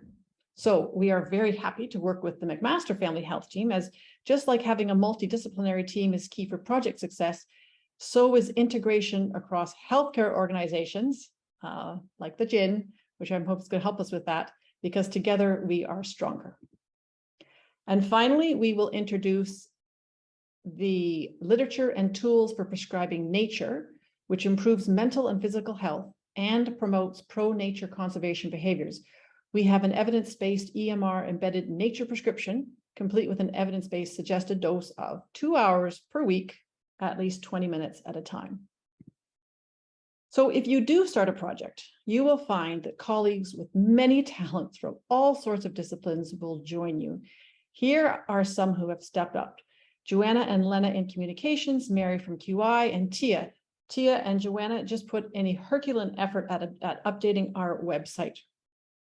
Tia is our phenomenal stellar project manager who's also on this call and also had a great deal of, she helped out with the GHHN report. And physicians are keen. Here is our Hamilton Family Health Team green physician leads that we meet with every quarter. And here is our puffer module team, which was across 3 organizations and 5 disciplines, which really helps make any initiative robust and evidence-based. There is such an opportunity to learn from each other. It is really gratifying work to do. Here are some quotes from the webinar attendees, starting with Dr. Benjamin Croft, who captured why I got involved in the first place. He says, I can have a greater impact through my work than my personal life. So reducing our personal carbon footprint is an honorable goal, but I think you will all find that you can have a greater impact in your workplace. I also like the second, because it's exactly what we are finding, that this is doable, this helps patients, and it's not hard. And I also like the next one, because I certainly noticed with this quote that when you start thinking about one aspect of climate change, it leads you to be more mindful of all the other aspects. So as I close with a quote from the wonderful Margaret Mead, never doubt that a small group of thoughtful, committed citizens can change the world. Indeed, it's the only thing that ever has. And I encourage everyone on this call to start small. And there is data to guide you. There's previous projects to learn from. There's colleagues around you who are keen. And there's a planet that needs us. And we can all move from the thinking and talking stage to the doing stage. And the GHHN is here to help us. So I'm going to turn this talk over now to Dr. Brian McKenna, who was part of our plant-rich prescribing team, along with registered dietitian Michelle Werstruck. And I'll put the website into the chat. And thank you, everybody, for your time. Thank you so much. That was incredible. What a wonderful presentation today. Melissa McCallum, I wasn't sure if you wanted to say anything at this point or you want to turn it to me. No, I'll turn it to you. Thanks again, Megan. Okay, so we know, Dr. Davis, that you need to take off and that you're going to have to leave us early to go back to patient care. But before you leave, we would like to take a moment to recognize you and your work. And I appreciate this may be a surprise to you. So the GHHN Leadership Award began as an opportunity to highlight and thank a special leader within our GHHN family who has demonstrated a commitment to the GHHN mission and vision, someone who has gone above and beyond to support the work, the staff, patients, families, care partners in our community and working towards health care transformation. The recipient of the 2022 GHHN Leadership Award is you. So Dr. Megan Davis. We would like to honor you with this leadership award for your dedication to serving our communities, supporting the GHHN, and for your leadership and work at the Hamilton Family Health Team in terms of the Green Initiative. As part of the Hamilton Family Health Team, you have developed practical solutions to overcome climate change related barriers to health by providing an evidence-based program.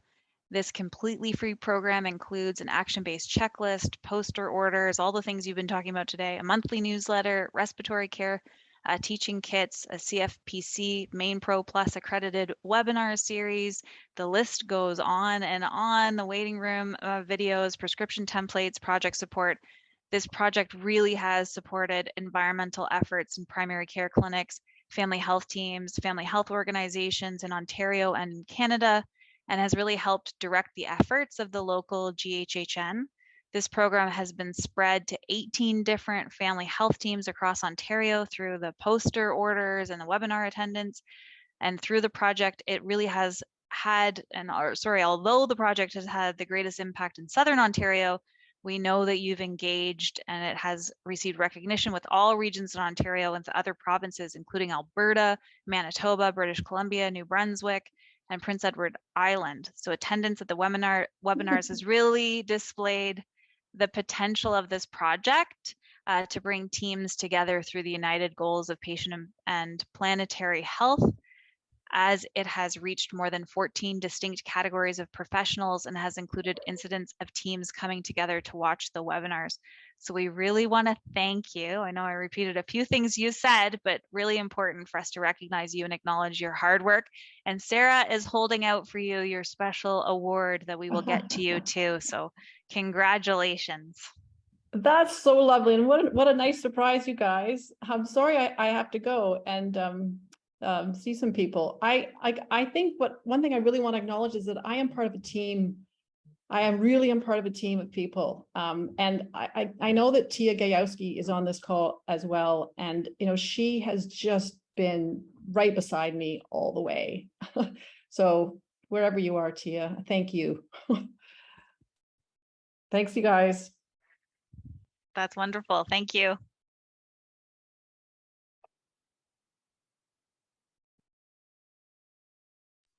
Next, we will hear from Dr. Brian McKenna.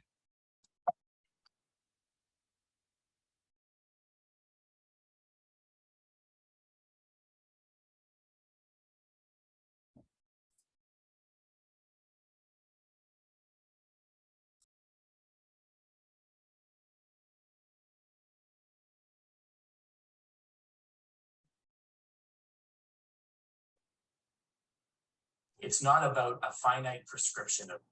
Good afternoon, everyone. I'm Dr. Brian McKenna, Deputy Lead Physician at the Hamilton Family Health Team. Thank you very much for giving me a few minutes to present at today's GHHN Building Community Health event on the plant-rich work that has formed a fundamental part of the Hamilton Family Health Team's Green Initiative. So what is plant-rich eating? Well, first of all, it's a spectrum. It's not about a finite prescription of foods or proportions. It's a general message that most of what we eat should be plants that come from the ground. It's about progress, not perfection, meeting people where they're at in terms of their dietary preferences and needs and cultural background. It's a message that I often share with my patients around meat's a treat. Examples of this diet include the Mediterranean diet, as well as the DASH diet. The Eat Lancet Commission brilliantly spells out why this work around the world is really growing in terms of its foothold. I would encourage everyone to check out eatforum.org. The Eat Lancet Commission consists of 23 commissioners from about 19 countries in a very interdisciplinary way, including people from human health, livestock, political science and policy, behavior change, food justice, and environmental sustainability, who have come together in this forum to answer the question, feed 10 billion people one day in a way that enhances human health, enables access in terms of sort of equitable access to the food system, and reduces the negative impact of our current food system on the planet. The other really important message about plant-rich eating is that it truly is treatment for people who are already sick, as well as a fundamental piece of prevention for people who are not yet sick. Evidence that we review in our plant-rich webinar goes over all of the health benefits that I'll review here, including reduction in systemic inflammation. There have been observed reductions in the downstream levels of C-reactive protein and interleukin-6 in people who eat a plant-rich diet. Reversal of cardiovascular disease. So not only a reduction in blood pressure and reversal of atherosclerotic heart disease. Atherosclerosis, for those who are not clinical, is that process that clogs our blood vessels. But even for heart failure patients, an improvement in myocardial remodeling and ejection fraction in people with history of ischemic cardiomyopathy. For patients with type 2 diabetes, a simultaneous reduction in hemoglobin A1C, as well as medicine dose and number of medicines. So people really able to sort of achieve a partial reversal of their type 2 diabetes. For patients with cancer, I'd like everyone to Google cancer and polyphenols, Polyphenols. These are big complex molecules that are part of the plant structure that have been found in the world of molecular science to have significant anti-tumor properties and make plant-rich diets an important adjunct to routine chemotherapeutic treatment.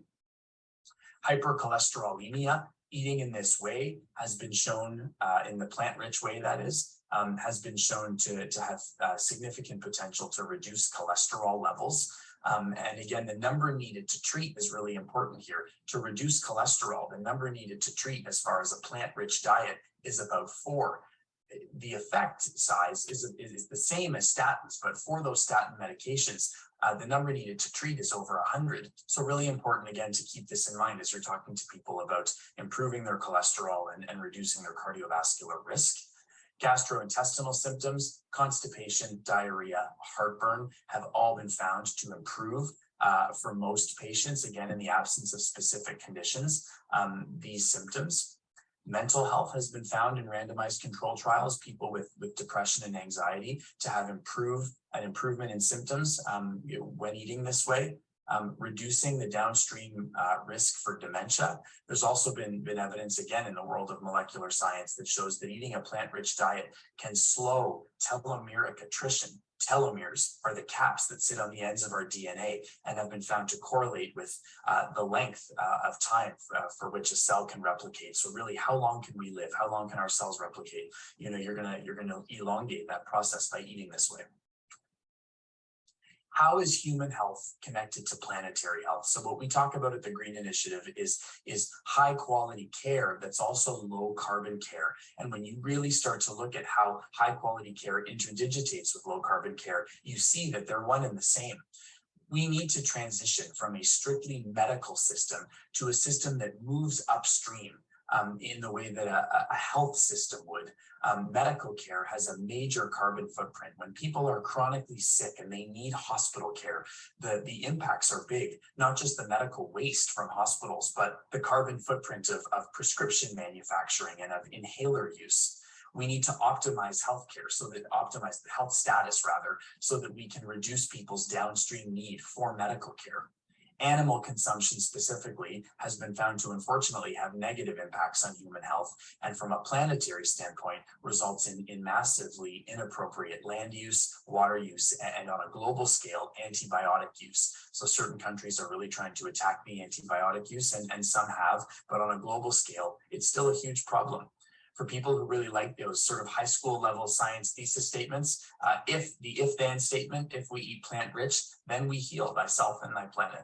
A quick seminar of how this work plugs into the Hamilton Family Health Team Green Initiative more globally. Again, our plant-rich webinars, I would encourage everyone to follow the link and to give it a watch. It really reviews some of the important myths versus truth. It provides actionable implementation plans for providers who would like to start conveying this science and this messaging to their patients. It goes over the importance of cultural sensitivity for populations whose diet may inherently and historically rely on higher levels of meat consumption. It goes over important nutritional supplementation, things like iron and B12. And here's the link for anyone who is interested in watching the webinar. It was a lot of fun making it. It is myself, Dr. Megan Davis, my personal climate hero, as well as my colleague, nutritionist and registered dietitian, Michelle Verstick. Thank you very much for giving me a few minutes today, and I wish you a wonderful event. Take care.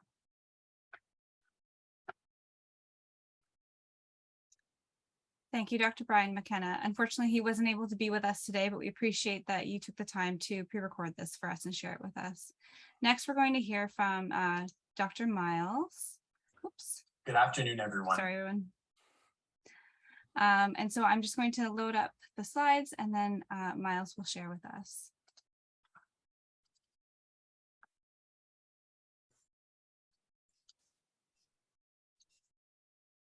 Miles, I'll turn it over to you. Okay, thank you, Sarah. Thanks for inviting me today. And I'm going to talk about an initiative called PEACH. I am a family doc in Hamilton, although all of the work I do is inpatient medicine. And this initiative includes outpatient long-term care and hospital care. But today I've been asked to focus on hospital care. So PEACH is an acronym for Partnerships for Environmental Action by Clinicians and Communities for Health Facilities. Next. We had a young architect draw up what an ideal health facility might look like. And this is what he came up with. Of course, there'd be 100 different versions of this. And within this, there are 8 key elements that we look at for a health facility to be zero carbon. And as others have said today, our health sector accounts for about 5% of our entire carbon footprint, which is actually more than the airline industry. So we have a significant amount of work to do. As you can imagine, this could be David Braley Center. This could be a long-term care facility. It could be a hospital. It could also be a school or a library or any other number of things. Next. So these are the categories which we have come up with. They are somewhat arbitrary, but hopefully they include all the aspects which you would want to cover if you're going to have a zero carbon building. As you can see at the top, again, A, action is our middle name. And in order to have action, you need to have projects and you need to have partnerships. So we have partnered all across the province with climate stars, including Brian and Megan. Brian is one of our regional leads and Megan is one of our primary care experts. Next. So I'm just going to run through the different categories. Leadership being the first one. Clearly, again, focusing on hospitals, you cannot have a green hospital unless you have a strategy and unless you have a person who's responsible. And I have, again, because it's a provincial initiative, I'm highlighting a few organizations here that have been doing this for a long time. GHHN in Toronto started their journey in 1999, developing a culture of sustainability. CHEO recently announced carbon targets, and Sunnybrook now has a task force for sustainability. Hamilton is not far behind. And we, as a group, our Peach group, are developing a guide for hospital leadership. This will be part of accreditation. And I think a lot of hospital leadership across the country may not know what to do. Next slide. So we have developed what we refer to as a Coles Notes for leadership. This is about a 14-page document. You can see it's fairly easy to go through. This is a key couple of pages which list the main action items that we feel you need to go after. Now, a culture of sustainability is the ultimate thing that you want to have in your facility, but as you know from safety and from EDI, it can take years to develop a culture of sustainability. And as Soren was saying, of course, we don't have that time. So if you consider this almost like a Pareto analysis, these are the big items that you want to go after. And again, here are our categories. Next. Education. Megan touched on this. You can be a Choosing Wisely clinician. You can also be a Choosing Wisely hospital. Both HHS and St. Joe's Hospital are Choosing Wisely hospital, which basically is saying that we are careful about which tests that we order. We don't order an MRI unless it's really needed. We don't order blood work. Every single test that we order has a greenhouse gas equivalent. Next. Supply chain. This is the big one. If you can imagine that every gown that we use has to be dug out of the ground, shipped to manufacturing, manufactured, shipped to packaging, packaged, shipped to the hospital, used, shipped to the dump, and then dumped. So that is our traditional life cycle of a product. How do we influence the supply chain? All those pieces that go into making a product. And look, we could do a whole hour on this one, but if you look at the 4 R's, we start with refuse the bad products. And how does a healthcare system do that? What we need to do is in our procurement scoring system where, whether again, it's an MRI or a gown, and you're getting bids in from suppliers to say, we want to give you, your gowns for the next 5 years. And typically a hospital will look at 2 things, cost and quality. And we need to add sustainability to that weighting formula. And in fact, that should be as much as 20% of our contracts for the bidding. And that would be a game changer. Next slide. So Megan actually showed this in a different form. She showed this in a bar graph. This is the same thing she was referring to. The NHS in England is ahead of us. So this pretty clearly shows the importance of the supply chain, which is kind of mind-boggling. The delivery of care in red includes building energy at about 10% of our entire healthcare system. Personal travel, patients, staff, and visitors green at 11 o'clock. And then the supply chain, as you can see, is just massive. All the things we consume, all the things we buy, move through the building and then go to the dump. And so that's the one we really need to go after. And in that blue piece is pharmaceuticals and chemicals, adding up to almost 20%. Next. So the good news is other areas are going after this in the same way. McMaster now has sustainability language in their contracts. Municipalities do, corporations are doing this. And in the healthcare world, we are a little behind, but the NHS has started to put this sort of language in the contracts, and so has Kaiser Permanente in the States. We need to do the same. Next. Drugs and devices, clearly we've talked a lot about MDIs and the 290-kilometer car ride. Again, I'm focusing on hospitals today. This is more easily done switching from an MDI to a dry powder inhaler in outpatient settings where your patients are stronger. It's more difficult to do in inpatient settings. So there are people looking at this. Sunnybrook is leading on this one. Anesthetic gas is another thing we use in hospitals. Desflurane is an anesthetic gas, which is 2,200 times worse than CO2 for the environment. And so the anesthesia group in Ontario is really pushing to either ban or reduce this around Ontario, and we certainly support them in that. Next. Buildings and energy, these are the usual suspects for anybody who owns a home. Of course, it's much bigger for hospitals in the healthcare sector. I think the big thing here is having an energy manager. Again, as I showed on the pie graph, the carbon footprint of buildings and energy is about 10%. Next. And transportation, again, this is another 10%. I think that the things that we've learned from COVID, one is that virtual medicine obviously saves a lot of driving. And you might be a bike-friendly facility, which is really important, but typically it's the docs and nurses biking, it is not the patients. That's why we put virtual medicine number one. Next. We highlight projects from all around the province and we tell their stories and we look for all the champions, and just wanted to focus on one in Hamilton, which was the Bike Friendly Streets project, which was done a few years ago. Next. And one of the key people in this group was Dr. John Neary, who's an internist at St. Joe's Hospital. He was involved at the outset of the Friendly Streets project and also started not the Tour de France, but the Tour de Hospital Day, which I think is coming up pretty soon, where they show people how you can bike from hospital to hospital. Next. Food, as Brian was talking about, incredibly important. Composting, having plant-rich diet options, and also procuring local food. The average meal in an Ontario hospital travels 4,500 kilometers from field to plate.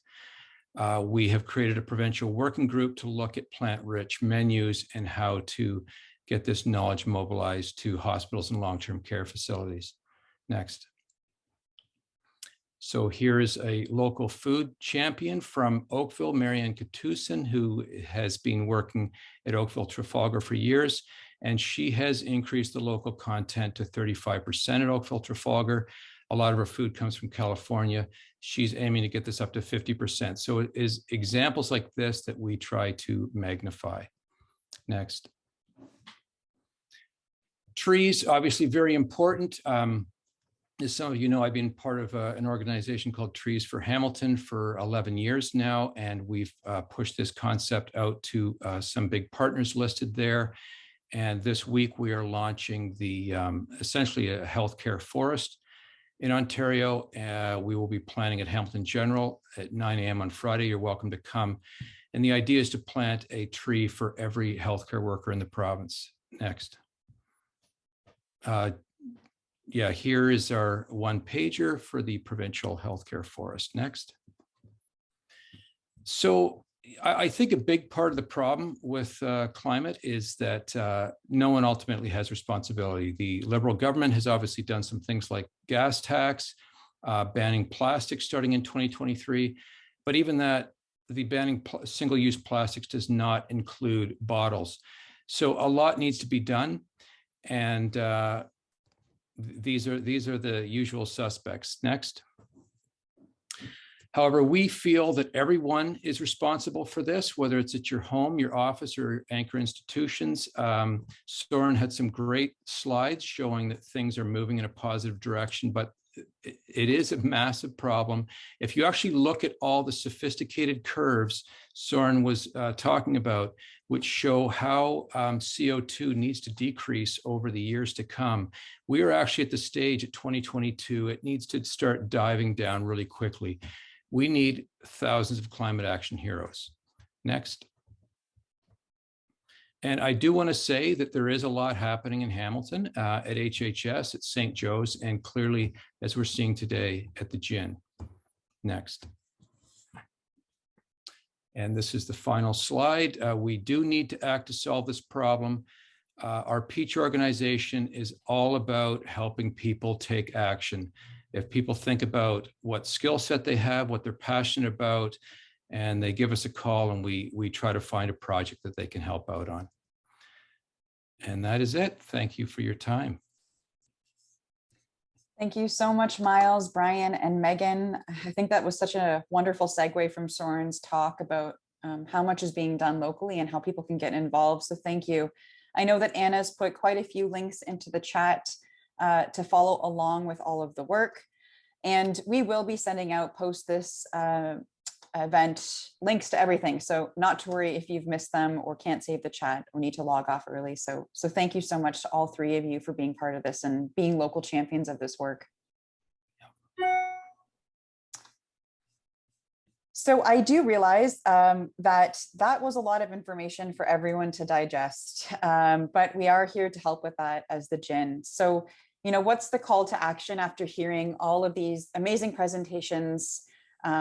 You know, what can we do together locally? So we are inviting partners to be part of the change with two specific calls of action. The GHHN has formally started an online engagement community of practice, and we will also be bringing together a formal secretariat for this work. So really two options for our partners to get involved. The first option being an asynchronous way to stay involved in this work through the community of practice. And for those that are wanting to be more involved, we would like to form a formal secretariat that's going to be focused and dedicated to streams of work to ensure that we're aligning sustainability efforts together to move forward. And as all of the speakers said today, that we know that this work will only progress if we do it together. So in the chat, you'll see that Marika's put her email in there. And if you are wanting to be engaged in any of these calls of actions, and we invite you to do so, please send her an email. So on to other business across the GHHN, because there's a lot going on, and we do realize this is a long meeting, but I do want to take time to show you the team. And at the beginning of the meeting, someone asked what the PMO was. Well, this is the PMO. This is the Project Management Office. These are the staff and faces of the people that get up and think about the GHHN every single day. And we have grown so much since we actually last had this event last September. So I do want to take time to introduce each of the members of the team and some of their portfolios. So you'll see there myself, I'm the executive director, followed by Kieran, who is our operations lead. Jeff is our manager of partnerships and development. Sarah, who's the manager of communications and engagement. Sarah, the project manager on the digital health portfolio. Megan, manager of priority populations. Mia, manager of health equity and strategic initiatives. Veronica, integration lead on the Haldeman portfolio. Anna, engagement and communications coordinator. Marika, the project manager with portfolios of mental health and addiction, sustainability, and primary care. And Heather, who's leading our navigation and digital access work. So thank you to this team. They're the best team in all of the OHT land, I'll say that. And we've grown so much. In January of 2021, it was just Jeff and I as proper formal GHHN employees. So thanks to everybody on this screen. I'm really pleased to introduce our new strategic plan for 2022 and 23. This is a plan that is a blend of both local and provincial priorities. And I want to take a little bit of time to ground everybody in these priorities. And the 5 key pillars of work are outlined here in the middle, but they are surrounded by 3 overarching pillars that we have decided as a community are very important to our work. And that's sustainability, which we've highlighted this year at our Building Community Health event, along with health equity, where we had a huge focus, and that was the actual focus of our building event in last September, and a continued engagement with patients and communities. So I want to talk a little bit about these 5 key priorities because there's a lot of work underneath this just strategic diagram. The first priority is integrated population health. And in this bucket of work, we see the redesigning of clinical pathways and the focus on our priority populations. This is where the work on our Living Healthy and Congregate Care strategy lives, including the initiatives in long-term care, residential care facilities, and women's homelessness. But it also includes work with mental health and addictions, spreading Ontario's structured psychotherapy, work in the schizophrenia realm, and then looking at safe supply and harm reduction philosophy of care. It also includes some focused work on medical assistance in dying, preventative cancer screening, congestive heart failure, and community sector programs. So I'll say that the huge, massive bulk of our work with priority populations happens within this pillar. The second is patient navigation and digital access. And we all know that the pandemic has really progressed the desire to increase digital and virtual care. But we are going to focus on 3 initiatives that have already started for the GHHN. The first is to start implementing patient navigation supports. We will be doing this through website refreshes and a new app, along with aligning to provincial new directions on telehealth. We are going to be expanding, giving patients access to their own health information through patient portals. And we are going to be progressing and expanding access on patients being able to book online appointments with their primary care providers. In terms of collaborative leadership and governance, I'll say that we are very well ahead of where the other OHTs are in the province right now in terms of our governance model. Many of you know that we've spent the last year incorporating our GHHN into the first not-for-profit OHT. So we're going to continue progressing that work because it's definitely far from being over. We are also going to continue to progress the patient, family, and care partner strategy so that it's woven into all of our work. Primary care engagement and leadership is another key pillar. And we've spent some time over the last few years to really progress our primary care network and build that up. But we need to continue to enable primary care providers in all of our OHT activities and ensure that we have connections to the primary care home with other sectors. And last but not least, COVID-19, although Joe Biden announced that it's over, is not over for us. We still need to ensure that we have a local response and recovery plan. We need to continue to mobilize our partners to support preparedness, response, and recovery. With all that being said, and if you've been around the OHT journey in the last few years, I think I can confidently say that we need to actually remain quite nimble and responsive to other needs that pop up, both provincially and within our own community. But we are definitely looking to focus and progress all that work that I just talked about. And again, we won't be able to do this without partners coming together and aligning goals like they've done since we started the OHT. So thank you. I want to take a moment to highlight a really fun thing that happened in the last year at the GHHN. And we did have the opportunity to present in Denmark this past May at the International Integrated Care Conference. We were asked to present on 2 topics in person. The first was an integrated approach to Women's Health Days, and the second was engaging people in co-designing healthcare. Sarah Precious and I represented the GHHN in person in Denmark. It was a fantastic experience for the team, but also really incredible to show our work on an international stage. And you'll see here in the first picture, very, very proud to say that the GHHN took home the top award at the conference for integrated care on our work with women's homelessness. So that was a real big surprise and a real testament to all the work that so many of you have done at the GHHN. So thank you. I do want to spend just a bit of time to highlight, because we did talk about this last year, but our Greater Hamilton Health Network Women's Health Days has really progressed. And now we've actually marked 1 year of providing Women's Health Days once a season. For those of you who aren't aware, the Women's Health Days provide an opportunity for homeless women and women who are vulnerably housed to access health, social, and well-being supports, but also making it fun, interactive, with food, giveaways, and activities. The days have been occurring once per season at various locations across the Hamilton core, and we really tout it as being kind of a one-stop shopping for all health and social needs for women. This year has actually been extra special because with the collaboration of McMaster University, we were able to develop a women's health playbook. This playbook outlines how partners can actually run their own women's health days. We were able to disseminate this playbook in Denmark, and we were recently featured on Cancerless EU's blog, which features initiatives that help support preventing cancer in the homeless population.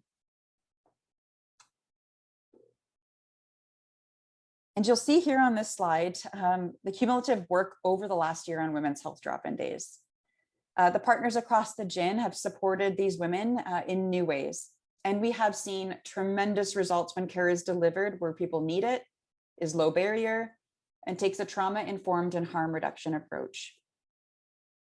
I want you to know, and I've been present for each of these women's health days, that behind these numbers are women who have never been screened for cancer in their whole entire life, who found out that day that they have hepatitis C and never knew, or were able to have one-on-one conversations about the safety and efficacy of the COVID vaccine, leading to increased uptake in this very, very vulnerable population. It's been one of the most amazing things I've actually been a part of in my whole entire career. And I want to thank everyone involved in that work. We cannot wait to continue the drop-in days over the next year. And a very, very additional special thank you to the Women's Health Review Conference that's actually taking place tomorrow and Thursday.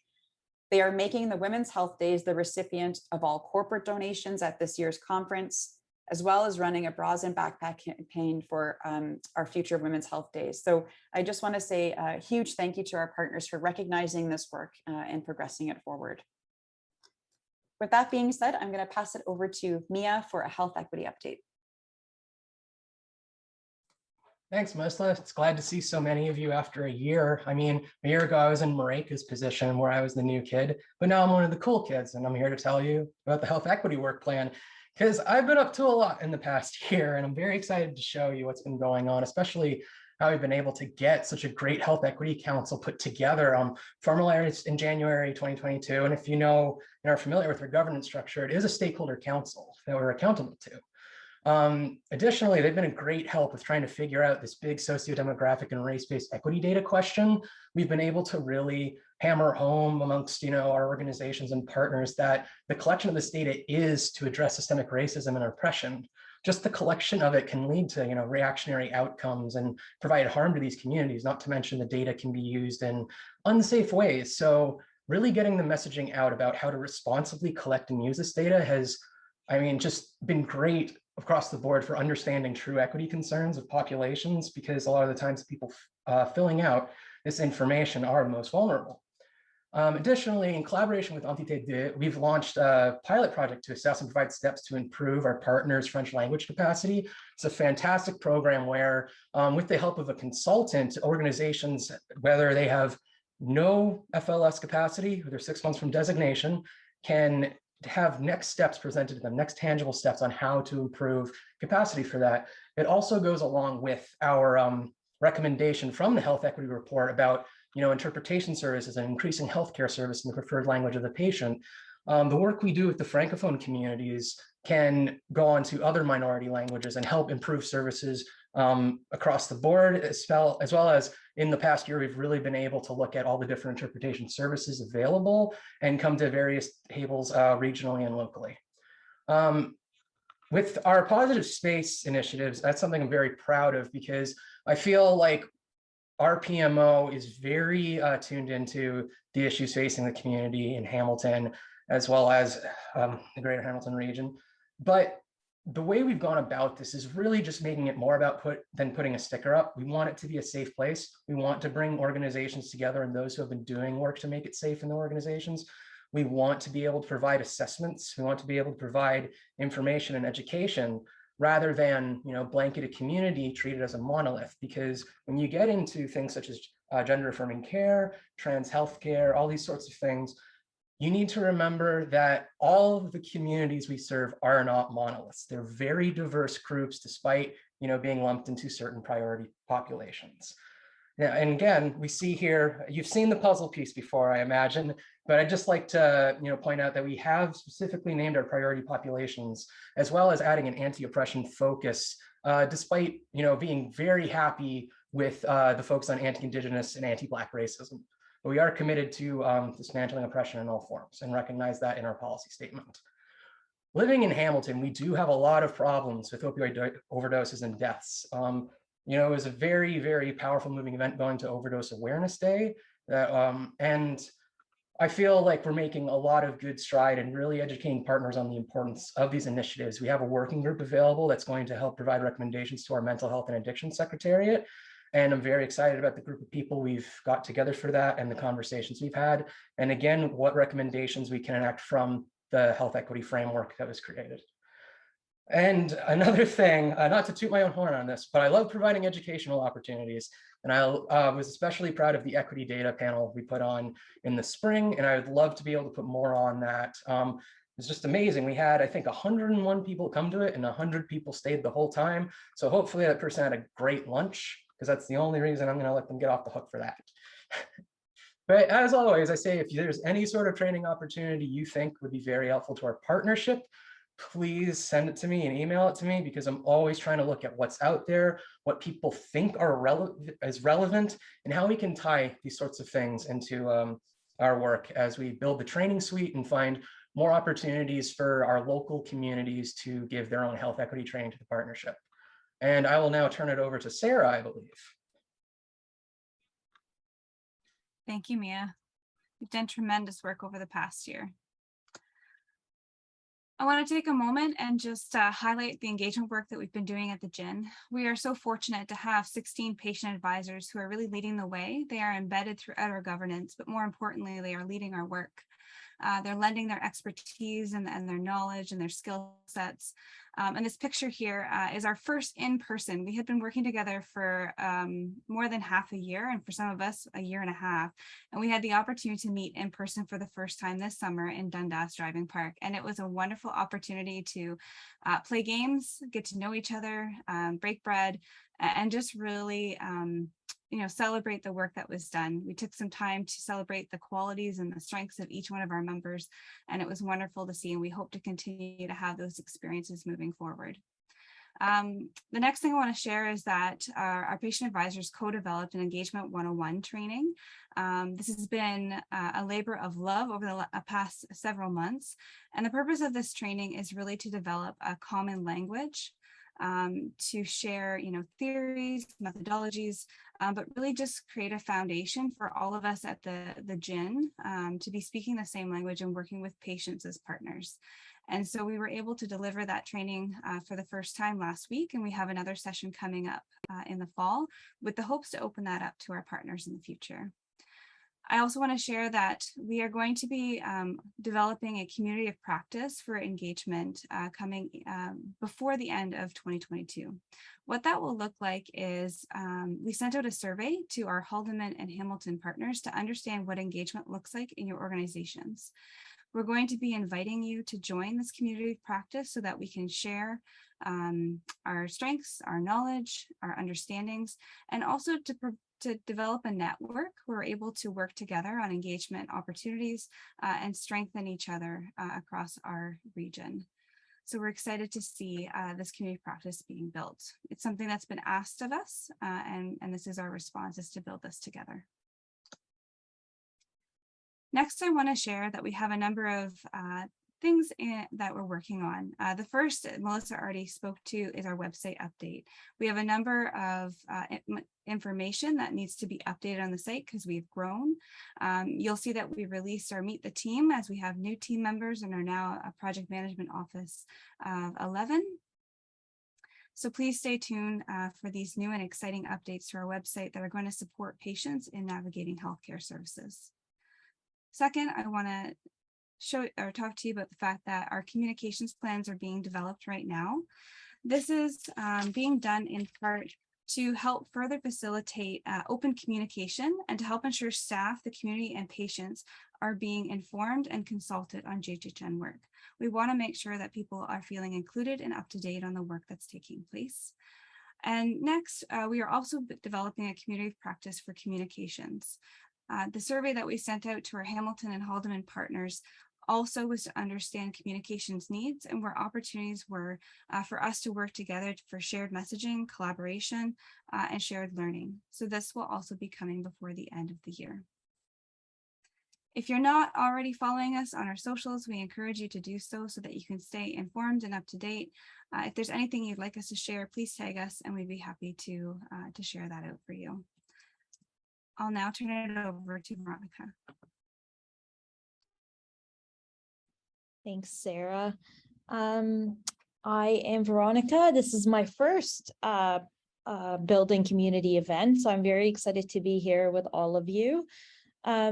Sarah, next slide, please.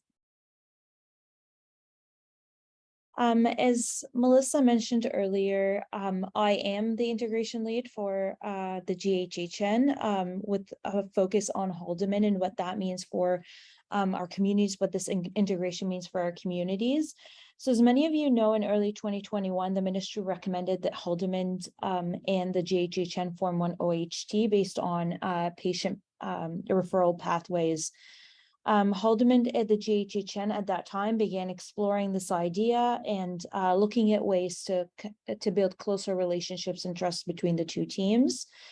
In July 2021, we reflected that renewed partnership in the branding to reflect the 3 geographical areas that represent the catchment of the GHHN, and decided that it is worthwhile to approach the Ministry for Integration Supports to ensure that this work is adequately resourced to make sure that we can make progress on some of the integration work happening at the GHHN and Haldeman, given that both teams were at very different stages of development at that time. In September 2021, Haldeman was embedded in most secretariats and working groups, making sure that the Haldeman stakeholders are represented at the leadership table, the executive table, and as well as the partnership table. At the end of 2021, the ministry actually decided to provide 1-year funding that started in April 1st, 2022, and goes for a year. This funding has allowed us as a GHHN to hire in Anna as a core component of our team, working on communications and engagement as it relates to Haldeman, and supports Sarah with that huge portfolio, as well as myself, helping develop closer partnerships and work towards a unified OHT over the next year. Next slide, please, Sarah. I am pleased to report that the Haldeman Stakeholder Council is now one of 4 stakeholder councils under the GHHN structure. Over the past few months, Haldeman stakeholders and the PMO have worked together to collaboratively develop a terms of reference for the Haldeman Stakeholder Council that reflects the GHHN and the way that the GHHN and the Haldeman Stakeholder Council will be working together. This council is really going to be looking for to provide strategic advice to the PMO and ensure that that the rural aspect of Haldeman is reflected in everything that is happening at the GHHN level. It will also support the implementation of the GHHN's annual operational plan and participate in OHT planning sessions and strategies, making sure that Haldeman stakeholders are active members of the GHHN that advocate and maintain a rural lens for the Haldeman community, but also other rural communities at large. The Stakeholder Council will be also responsible for reviewing, planning, and recommending population health and social service interventions that affect Haldeman County, and will work collaboratively to identify solutions necessary to achieve better outcomes for the population we serve, specifically because we know we are serving a huge catchment within the GHHN, and communities are very different. So making sure that we are taking into account the local nuances of each community. The council will also be responsible for providing opportunities for board members to provide some level of feedback to the stakeholder council, so that can feed up into other levels of the GHHN. So feeding into the board of the GHHN that is now sitting on an interim basis. I'll turn it over to Sarah. Thank you, Veronica. I just want to take a moment to, we're going to be sharing a video that is going to highlight some of the work completed over the last year. So please enjoy and hang in. I know it's a long meeting, but we are almost complete. So you go ahead, Sarah, and we'll play the video now.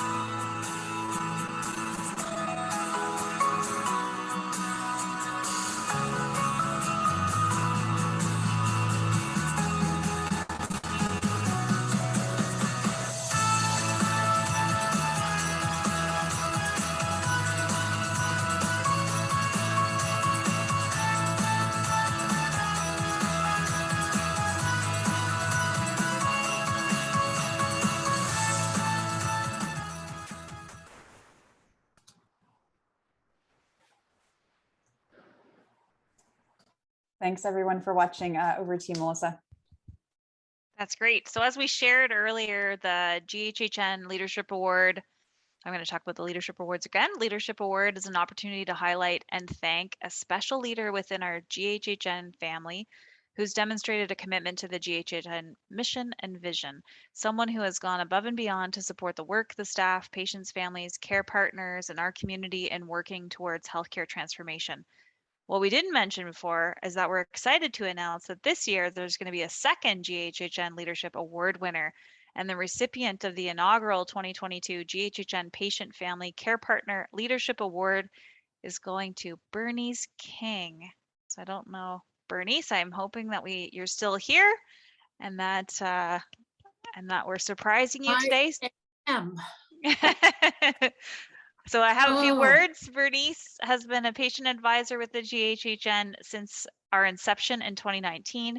She brings warmth, dedication, wisdom, and experience to her role as a patient advisor as both a consumer of healthcare and as a retired nurse. Bernice is embedded throughout our GHHN work, has supported countless working groups, served as a mentor to others, holds us accountable, and is a constant encourager to staff and her peers. Bernice, we are so grateful for your leadership and the warmth you bring to your role here at the GHHN. So thank you so much for all that you do, and congratulations. Wow, thank you so much. It has been the best thing for me to be doing post-retirement. And I love healthcare, and I love what the GHHN is doing. And I got my start at St. Joe's, and then I've just moved into a broader patient involvement in the community. So thank you so much. So well deserved, Bernice. We thank you for all your hard work. We forgot to mention also therapist, person you can call for anything. You're just you're an angel. I'll say that to everybody. So we're finishing up early, which is, I'm sure, welcomed, as this was a pretty long meeting, but I do want to take some time to first thank the GHHN Board of Directors, and you'll see them on the screen here. They've been incredible supporters of this work, and I couldn't say enough amazing things about them. So thank you so much for supporting the GHHN in everything that we do, and to our partners, stakeholders, and all the staff. This has been quite a wild ride, and we're continuing to ride the wave for the next while, but thank you for taking the time. We will be sending out information that was shared throughout this presentation and the recording. We will also be sending out an update on our governance work, which we didn't get to talk about specifically today, but huge thank you. Thanks for sticking in, and we look forward to working on all of the great things moving forward. So thank you, everybody.